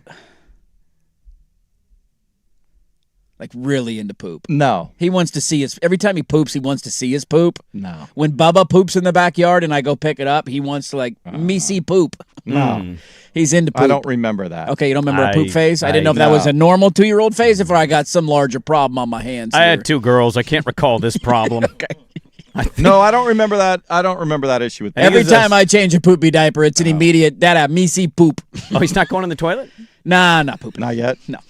Remember when that was supposed to be a 2-day process? It's a weekend. It happens in a It's weekend. 1 weekend, he said. It happens in 48 hours. Yeah. You get it done. I think that's what happens when we nickname your unborn child Smudge. It just gets I automatically think into we poop. cursed him in a little bit of a way, and his fascination is this. He just loves poop right now. I would say the algorithm one is good. I would say for the job purposes. Have you met an internet-brained human in real life? Because I have, and it's weird. Not in real life, no. I've seen them online, obviously. They post certain things. A lot of people used to complain about the prices of things, and now they don't complain about that anymore. It's weird. Well, I mean, these are good prices for good reasons. A lot of religious people used to complain about things, and they didn't complain about something. I was like, oh, that's kind of Well, weird. some people can pretend to be Jesus. Yeah, Okay? he's a We got passes here for certain people. He's a doctor. Dude. Actually, you're right. He's a doctor. Yeah. He wasn't. Rapes all of a sudden. Yeah, anyways, Wow. I digress. I would say I haven't met one in person. A big one for me, though, would be putting up with sports. Understanding the time commitment that it takes to follow and watch certain things for the job. Like, if I'm always going to get a hard time about that, it's an immediate ender. Yeah. That's a Because good you one. can't do this job without No. being in tune with what's going. Not with everything, and I try and limit it to things that are like I would love to watch more hockey, for example. But there's like it's in the middle of basketball season. I'm watching Blazer games. It's coming. It happens at the start of football season, and so or at the beginning of hockey Kinda season gets is put on the during back football. burner. So it's like if I could watch more hockey, I would. But it's just I don't have enough room for it on my plate now. I will obviously with the playoffs starting. So I try and limit it to not get too aggressive with it with the wife because I know she rolls her eyes. But you got to be able to put up with a certain amount of sports. I did see somebody that randomly posted, like, no longer should you indulge the conversation with a conspiracy theorist. Instead, go one step further than them, and you'll find out how you can disarm them quickly. And the example he gave was, well, there's no way they landed on the moon. And you respond with, you still believe that the moon's real? You think there's a moon? And then they hadn't really considered. Whoa, wait a minute. No, What? it's just green cheese. It's big light. It's big light. Yeah, it's a reflection. It's a big light company. was made of barbecue sparrows. Universal mirage. Would you eat it then too? I mean, look, there are exceptions to almost every rule. Like, I could see Dirt dating a super hot who hates sports, but eventually the relationship will come to That's what I'm saying. It would eventually. You couldn't last than forever. later. No. You'd want to enjoy it for an amount of time, and then you would say, all right, I can't do this anymore. Doesn't matter how the vegans, nope, not. Vegans is is that your number one really? ender? You couldn't be with a vegan? What if she didn't care if you ate meat? Does she cook her own food? If she cooks her own food, maybe. Then what's the difference? What if she loves your tossed salads? I got a good laugh out of Brandon here at that one. The audible laugh didn't come. It's like having a studio audience. I like this. I mean, you can tell when a joke hits. but if I like to go out to restaurants and I'm why can't she order a vegan meal? There's vegan options almost everywhere you go. A pasta dish. Yeah. At steakhouses. Yeah. At barbecue joints. Yeah. I mean, they have options. Wait a minute. If they have options, what do you care? They have leafy options. That'll plant options. You have what? I feel like you eat food now that your wife won't eat. I would have figured you had my answer. Yeah. I would have figured you were going to go my route. I don't. Because you watch more sports than anybody. Yeah, you're the weirdest one. You need somebody to understand that you're going to work 19 jobs and watch Korean ice dancing. So you would rather date somebody who gave you a hard time every time you turned a sporting event on than you would date a vegan? That's an interesting take. Gotta admit. You do love your meats. We know that. I think it's a bad take by you. We know you love meats. They're creative, the vegans. Their meals, you're like, have you had dragon fruit burger? And you're like, what? Most vegans that I know are willing to adapt. They understand they're the outlier. Well, my sister-in-law is a vegan, and she's like, nobody else in the family is, and so she brings her own stuff for a family event. I'm it's jumping ahead to the point she's where prepared. because not only do I have this job, but I'm doing play-by-play for the pilots. I'm out at the hops at the ballpark, But if the only exception to meat eating is you physically, that should be a win. You're the only meat she likes. I was thinking of dudes. That's an honor. You're the only non-vegan item in her life. I would think you'd love that, personally. But I guess to each their own. Interesting answer. Hey, whatever is your deal breaker is your deal breaker. Yeah, man. no doubt. All right, there's one half of the mail sack. You ready for some more? Mail sack continues next on the Fam. This is the Beak Breaker Blazers Report, brought to you by Pelican Brewing. Board at the beach. Intensity is different. What's on the line is different. The rests are different. I don't know if that's going to get me fined, but it's a lot more aggressive. I think the games come down to possessions a lot more. Drew Holiday talking about the intensity of postseason basketball, something a lot of players on the Blazers have not experienced, and we'll get a little bit of taste of tonight in Phoenix. That's Maurice Lucas, Community Award winner. Yeah. Drew Holiday. Great really guy. good event before their final game. I'm looking forward to it, man. There's some stakes in a game. The Blazers haven't played a game sans draft position stakes in a long time, so give me something to care about on a random Tuesday. Meaningful basketball in April. What a novel concept. Beak Breaker Blazer Report brought to you by our good friends at Pelican Brewing and their Beak Breaker IPA packed with citrus hops and a smooth finish. Beak Breaker from Pelican Brewing. Feeling the tourney vibes? Make it epic with Beak Breaker Double IPA.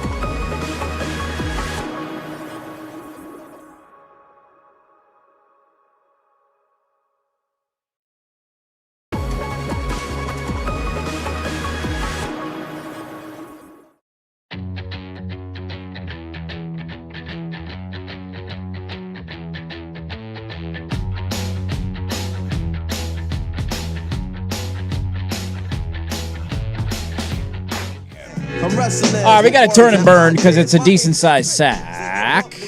Mail sack. See what else we got in here today, boys. Mail sack question. Could you refresh what playoffs versus non-playoffs for the Blazers draft means? Again, it's hard for me to follow. All I know is that the pick needs to convey, and I think that's better sooner than later, but I can be wrong. So what is right?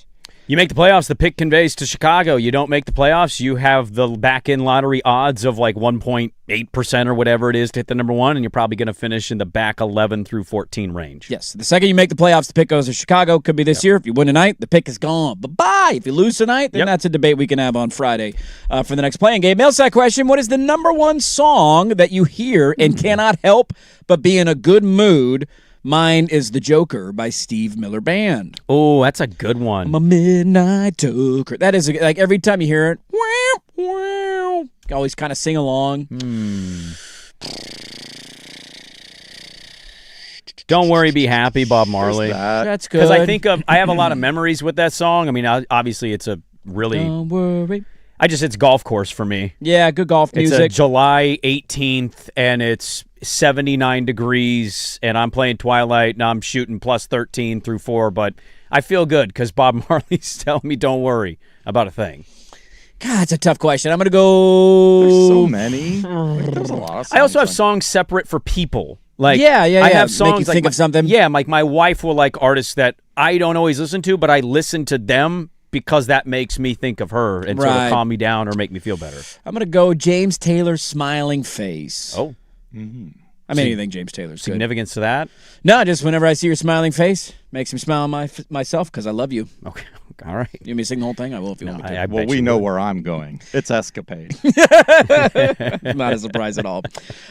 Mail sack, hypothetically, if you could put one par 3 hole from any course on the PGA Tour circuit in your backyard, which one would it be?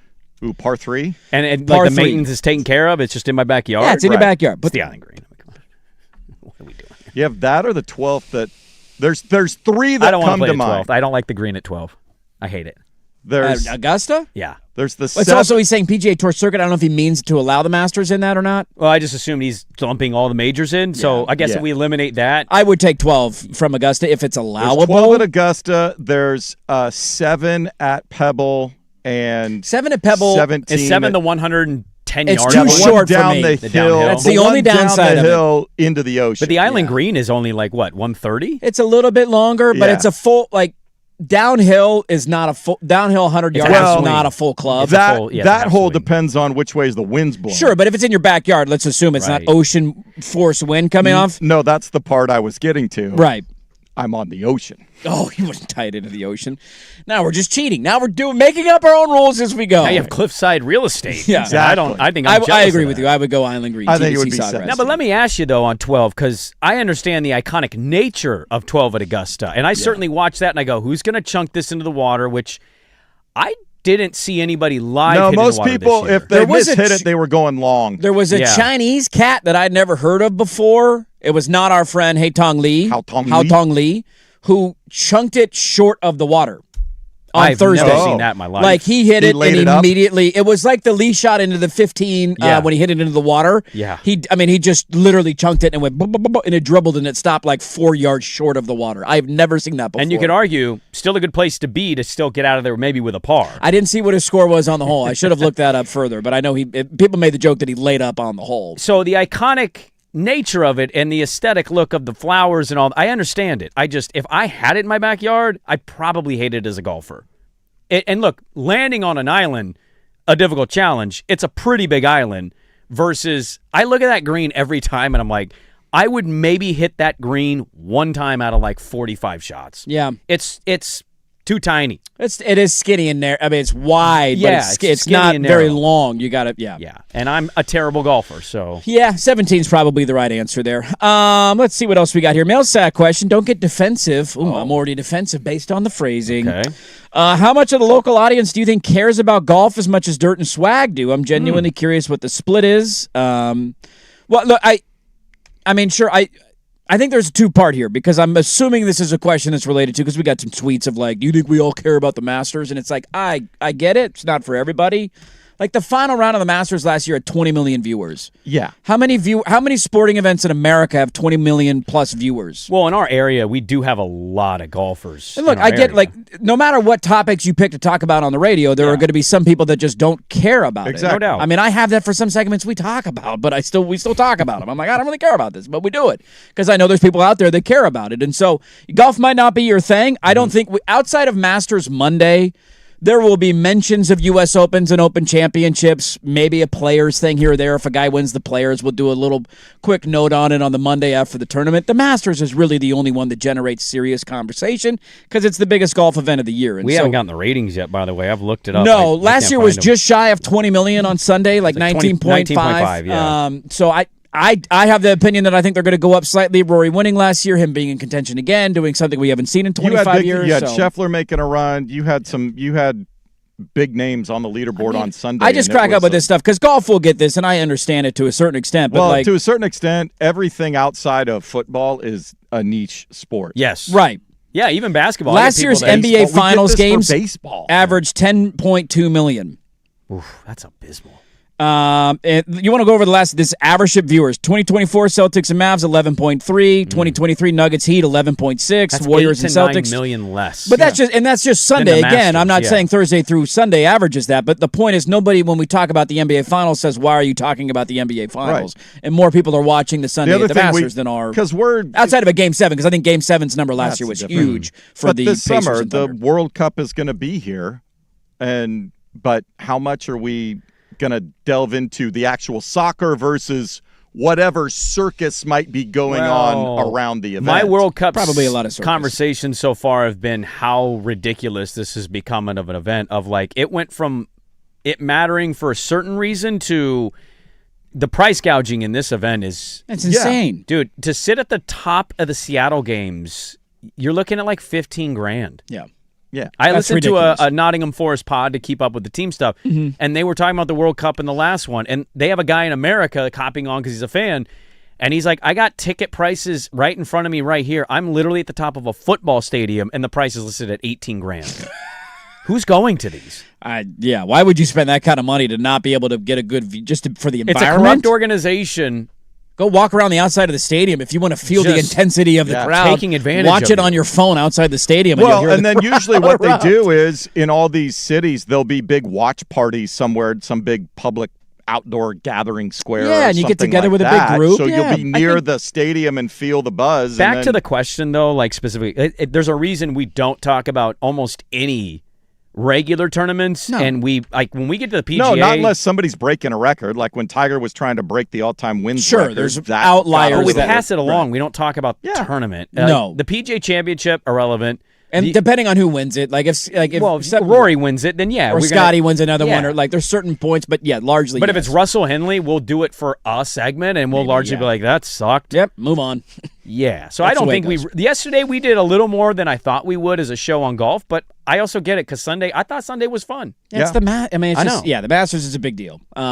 It's similar to when you guys, now I don't participate much because I don't watch it, but like when you guys have your tennis majors and you bring it up on the show and you're following, it's like there's certain things that stand out in sports. And it's, yeah, maybe I did take that too defensively. Maybe I didn't listen to the prompt of the question. No, I just think there's going to be your people to Swag's point that like if it's not football. Yeah. I mean, football is the only thing that that's the beauty of football. It's the only thing we all watch and all care about. And we've made this argument on the show. Every other sport, there's pockets. Right. I like the NBA and I like baseball. I like hockey and I like golf. I like, you're just not going to appeal to everybody. Mail sack, there's two more quick ones here. If you could choose any Masters to attend on a Sunday final group with the guys tied for the lead, would you pick Prime, Arnie versus Jack? Ooh. Prime, Tiger versus Phil? Prime, Rory versus Scotty? I would pick the one I haven't been able to see. I would go Arnie Jack, and it's because I didn't get to watch it. I would like to feel the crowd, like what side are they rooting for? I want to see Jack and how dialed he is, how clutch he is on the big shots. I didn't get to watch them. And so I watched Tiger Phil. Yeah. I didn't get to see it in person. And then obviously I've been watching Rory and Scotty when they're involved in stuff. Mm-hmm. I never got to see or follow the Arnie Jack stuff. It's only about what guys like Swag's age, which, 85 and older, what they tend to tell me about that era of golf. Not old at all. I'm young. He's old. Don't look at me. No, you're not wrong. He is the oldest person on the show. I would go with one I didn't get to see. And the other piece to that is I think it would be really interesting for those people that grew up with always you having metal the equipment to see how small those persimmon heads were, how precise Arnie and Jack and those guys were hitting fairways. Right. Obviously it's not going to go as far. And the course was shorter and the greens were slower, but the equipment was drastically different. Go watch what they did with that equipment compared to what we get to play with now. Yeah. Great points. There's not a wrong answer here. I never got to see prime Tiger. And if we're talking 2004 Tiger. And the electricity and the buzz. They were in the final group of the 2002 Masters, if I remember. Was the height even more than Jack and Arnie. John Bloom, to his point, he did it for 12 years. The only time 05 when Tiger hits a chip and the truck is holy. Yeah. And maybe they did that in 86 and he wasn't there when Jack hit the putt. But I got to see Tiger when I went to the Masters of 2018. I still give my brother a hard time because he yelled at him as he walked down a fairway. And I'm like, you're one of those guys. Go Tiger! That's going to kick him into gear. I love giving him a hard time about that. So it was ironically the year before he won the Masters. I missed it. I got Patrick Reed, unfortunately. But peak prime early 2000s Tiger. When they were still frosty. Yeah. Him and Phil hated each other. And it just, no wrong answers there. Let's get one more in here quickly. Power rank the bandwagon fans at the Fan. Oh. Bandwagon sports fans. Well, I'm definitely in it. I'm Niner Braves, and I'm a 90s child. I'm absolutely in the running for this. You're in the running. Is Niners and Braves from a 90s kid worse than a Cowboy Dodger fan? It's the same to me. It's just a different era. He became that fan when they were both winning in his youth, right? Now, I know one of those fandoms is now dead to you. No. Yes. Yeah. And it was the owner that ruined it. As a kid, I was a horrific bandwagon fan. I would argue the owner also revived it for you in the 90s, but yeah. Yeah, he helped you win 3 titles. Yeah, and then he ushered in a salary cap. He gave you more than then Staubach he didn't know how to operate when he couldn't just buy his way but he gave out you of 3, bad dude. contracts. He gave you 3. I know. And then he kept lying to me. All right, so who do we got? So Meringue's fandoms really don't make any sense to me. I know he's from L.A. He wears Dodger gear, but he's a Cardinal fan, but he's a Blazer fan. His Cardinal fandom, he explained, was he was at a Dodger game. But why does he wear Dodger gear? Because I think anybody that lived in L.A. for a month or longer in their lives wears claims Dodger LA. Wears Dodger gear. I mean, I get claiming L.A., but wears something. He doesn't wear Laker gear. No, that would be doesn't wear Clipper gear. Which, by the way, he said he lived in the L.A. area at the end of Magic's run. Right. How are you not a Laker fan? Yeah, so those are just kind of confusing to me. We have random fandoms. We do. Like Patrick being a Guardians fan is really weird, and then he quit, and then he came back. Yeah. We gave him a hard time for that. Sook's a Mets fan and a Red Wings fan. Sook's that's pretty high up there because the Mets won in 86. Yeah, that'd right? be his youth, right? 86. Yeah. Red Wings are so good forever. Yeah, when they got all the Russians over there. I think I would go. And then Rop is Royals. Royals. He's his hometown. Kansas Jayhawks. Does he have an NFL team? Yeah, he does not have an NFL team. Yeah, he's not even a real big Chiefs fan. He's Rob Lowe. He is. Yeah. He's the Give me shield. the logo hat. Give me the logo. Give me the shield. Which I lean more so as an NFL fan too, but I'll root for the Niners in big games and big moments. I don't live and die with it. And your baseball Rob's team is probably near Giants. the bottom because he only has the Royals and the Jayhawks are really his only true fandom. True fandom. Your baseball fandom just coincides with you happening to be. I feel like I have a relevant connection to my teams that I root for. They just happened to win right as you started, so you look like a bandwagon fan, but you were a fan because of your dad. I went to Oregon and I grew up a Giants fan because my dad's from San Francisco. Yeah. And then Blazers obviously are the NBA team because I'm from Portland and I've lived here my entire life. So Dusty's an Astros. Patriots? Patriots. That's To be fair to him, I actually didn't know him prior to Brady, so I shouldn't say that. He claims he jumped on prior to Brady. The right answer to this used to be fairly easy. It used to be Mike Lynch. Yes. He grew up in Jersey, Yankee fan. Okay. Yeah. He is Devils a Devils fan, not a Rangers fan. Broncos fan. Well, he grew up in Jersey. New Jersey was the only Jersey. But Jersey wants New York. They do want to be New Jersey York. doesn't want to be Jersey. They want to be New York. So if you're a Yankee I don't think fan, he's old enough to remember the Was he growing Rangers up Cup. when they actually won a cup? I don't think he was old enough to remember Rangers Cup because that happened in '94. No. When the Devils won when cups. he would have seen the Devils. That's what I'm saying. Because Yeah. the Devils had success after that. Yeah. Later in his childhood. And then Broncos. And then Broncos, who won back-to-back But you Super have Bowls the in our Giants childhood. and the Jets right in your backyard. I think I would lean. I think it's me.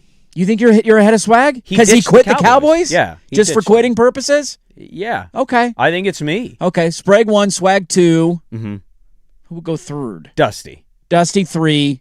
But Meringue he also 4. Meringue 4. You know what? Let's flip that. You can't say Harris is front running for the Indians and Guardians. Well, but Dusty I mean, they were good in the 90s. Didn't Dusty pick the Patriots before they did the dynasty? He claims, but I don't know. There You're was right. already a dynasty, but upon the time we I didn't arrived know here. Dusty before the dynasty. I think that's a good power 4. I think we got a good power 4. right. We'll leave it at that. There you go. The mail sack is now brought to you by our wonderful friend, Sparta TRT. Whether you're hitting the gym, just trying to survive the workday, don't just watch from the sidelines, reclaim your edge, and win the second half of life at SpartaTRT.com.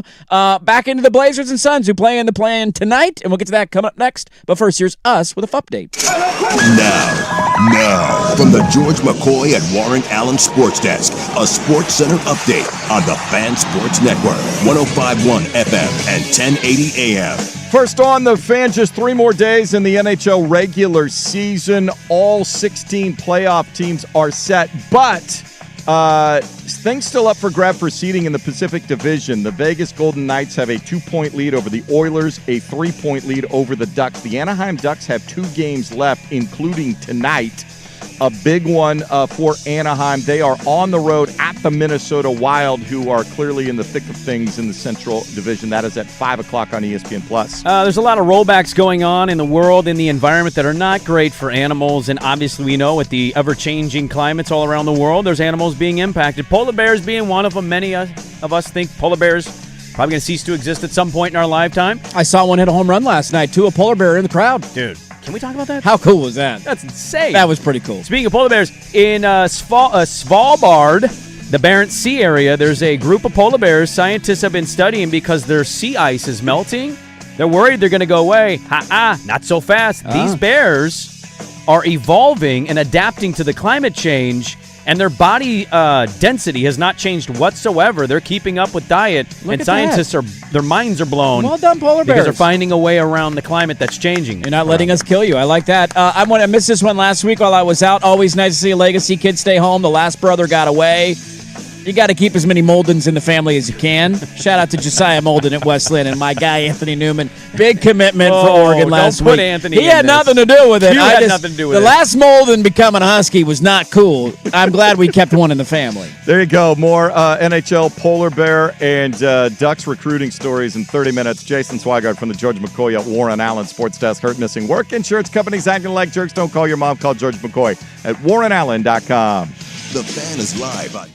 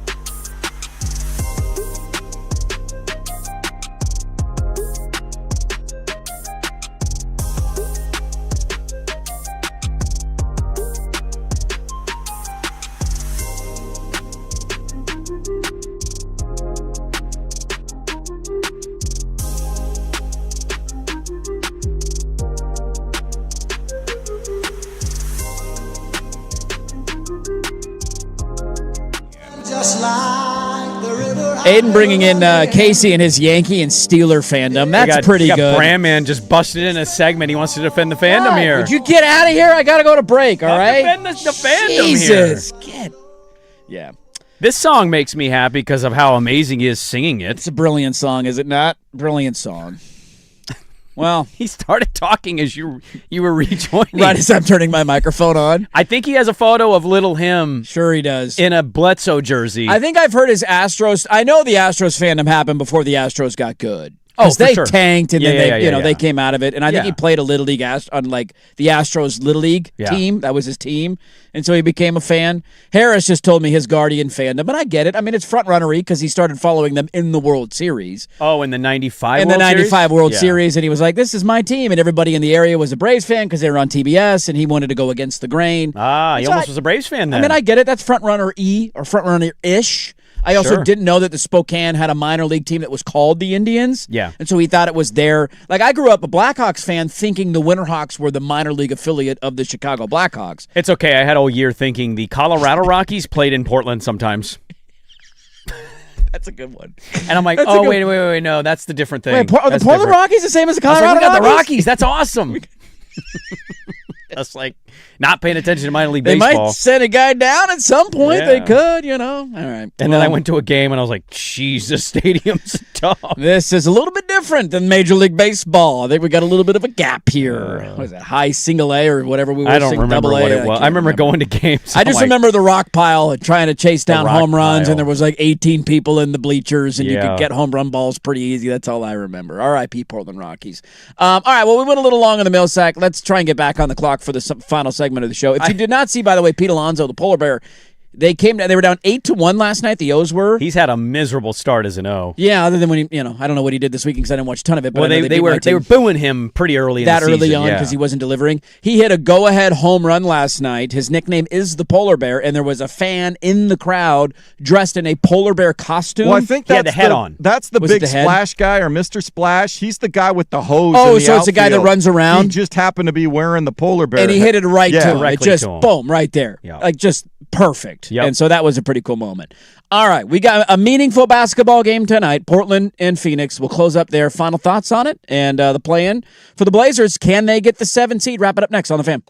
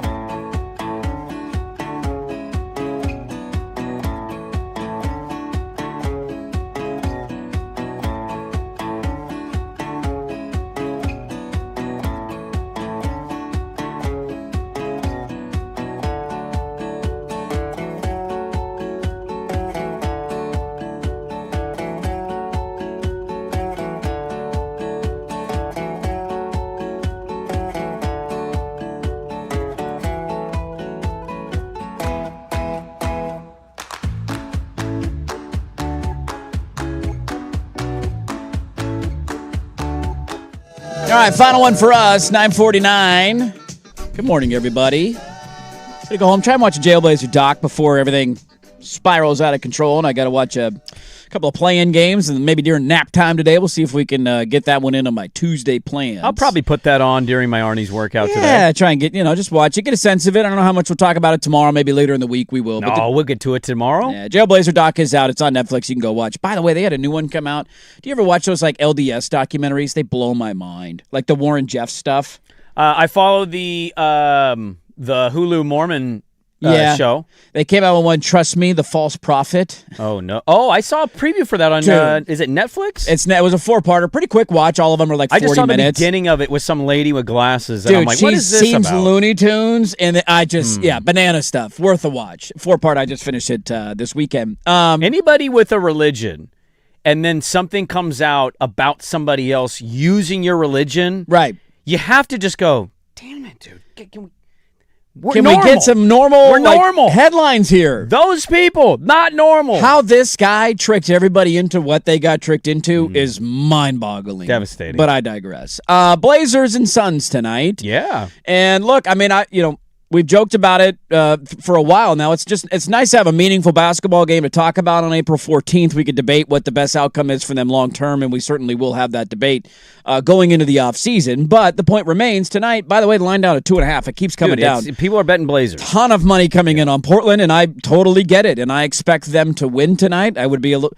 I don't know, disappointed is the right word because it's not a terrible outcome for me for them to miss the playoffs and keep a lottery pick this year. Mm-hmm. But I would be pretty surprised, I think would be the word that I would use if they didn't win tonight. They've been playing better ball as of late than Phoenix. They're healthy as they've been all year. Jeremy Grant's now questionable. Like all this optimism and momentum going in, it would be a bit of a dud to start the play-in to lose tonight and then have to face your life on Friday against the winner of the Clipper-Golden State game. But I think they're going to get it done tonight, 7 o'clock tip Prime Video. I think a lot of people around here think they can do it as well. It's not that we'll come in tomorrow and be shocked the Phoenix Suns beat them. They had a better season than them. But I'm just rooting for it because I'd rather, one, watch them win a game on the road, and two, I want to see Wemby here. Yeah. I think the Moda Center is going to rock either way because the playoffs haven't happened in so long. But you give me Victor Wembanyama, and then we can get into that tomorrow, assuming they do take care of business on the road. Yeah, you got time to preview the series. They win tonight. You know where you're going, and it's a Sunday evening game in San Antonio. It's the last game of the weekend for the first round of the playoffs at 6 o'clock. So I'm really hoping they win because largely I want to see them make the playoffs, but I want to see them play Wemby. Yeah. Specifically. I want the Spurs. I don't want to watch the Thunder beat us by 30 points and also watch SGA out foul hunt Denny and just it be miserable. Give me young, haven't been their team, hosting expectations, us. Nobody expects a damn thing, but also we get Wemby inside the Moda Center. The thing that I'm most curious to see tonight, and I brought it up earlier in the show, and you can give me a key to the game on our pre-show here. The biggest question I have tonight is how many free throws does Denny shoot? He averaged 9.2 on the season. You think he gets to the line 13 times tonight? I think he will get 13 free throw attempts tonight. If he does that, they win. They're not quite going to call it like a playoff game. Because it's not a playoff game. They wait until those seedings are official. The actual playoffs begin, then you get the playoff whistle. Yes. Denny Avdia, number 2 in the NBA this year. Now, was he tied for 2 or did he pass SGA? Slight nudge above SGA. 9.2 for Denny, 9 for SGA. The only player in the NBA to average more free throws this year per game than Denny was Luka Doncic at 10.1. Yep. And Luka, by the way, field goal attempted per game, 6, almost 7 more per game than Denny Avdia. So the volume of points and how many come at the free throw line, it speaks to what Denny's main strength has been. And I'm curious, you're right that it's a play-in, so they probably won't officiate it the same as a playoff game. Yeah. But I know that's the majority of his offense. He is their best player. And so if they swallow the whistle a little bit throughout stretches of the game and they're forced to make some shots and you don't get one of those streaky nights from 2, who can certainly have it, he can also have a 1-for-8 clunker in his bag occasionally. That's just what I'm keeping an eye on. What are we most curious to see of how it looks and plays out tonight? Yeah, I mean, I think I just really want to see what Shaden's going to continue to look like coming back from the injury. Probably play 20, 25 minutes, I'd imagine. I would assume, and Scoot. The one thing this team struggles with, Denny does this, Scoot does this, got to cut turnovers. Devin Booker, Dylan Brooks, you kind of go down the list of the Suns. They've got some newcomers, but Unk as Royce O'Neal was mentioned by 32 John is Blow. old, man. It's 32 is old. You're up there. They've got guys with real playoff experience. We got a couple of those dudes.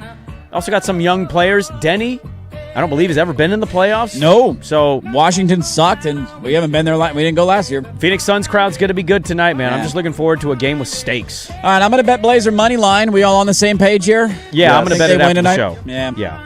I got it at 4.5. I'm also going to bet money line. There's your death kiss. Sorry. It's over. When we all agree. I did enjoy this to end our last segment. I grew up thinking the Portland Beavers were affiliated with Oregon State. Line's down to 2.5 at DraftKings. Yeah, it's coming down. We got a Duck and Beaver baseball game tonight, too, don't we? No, it got canceled? No? Okay. What, is there a weird story behind that? Are they not? Okay. I'd be scared, too, the way Oregon State's recruiting basketball. You see this? We got this guy with You goggles. got a 7'2" cat today. He's got goggles and he blocks You shots. guys might be better than us next year. Damn right we will be. It's not that tall of a mountain to climb.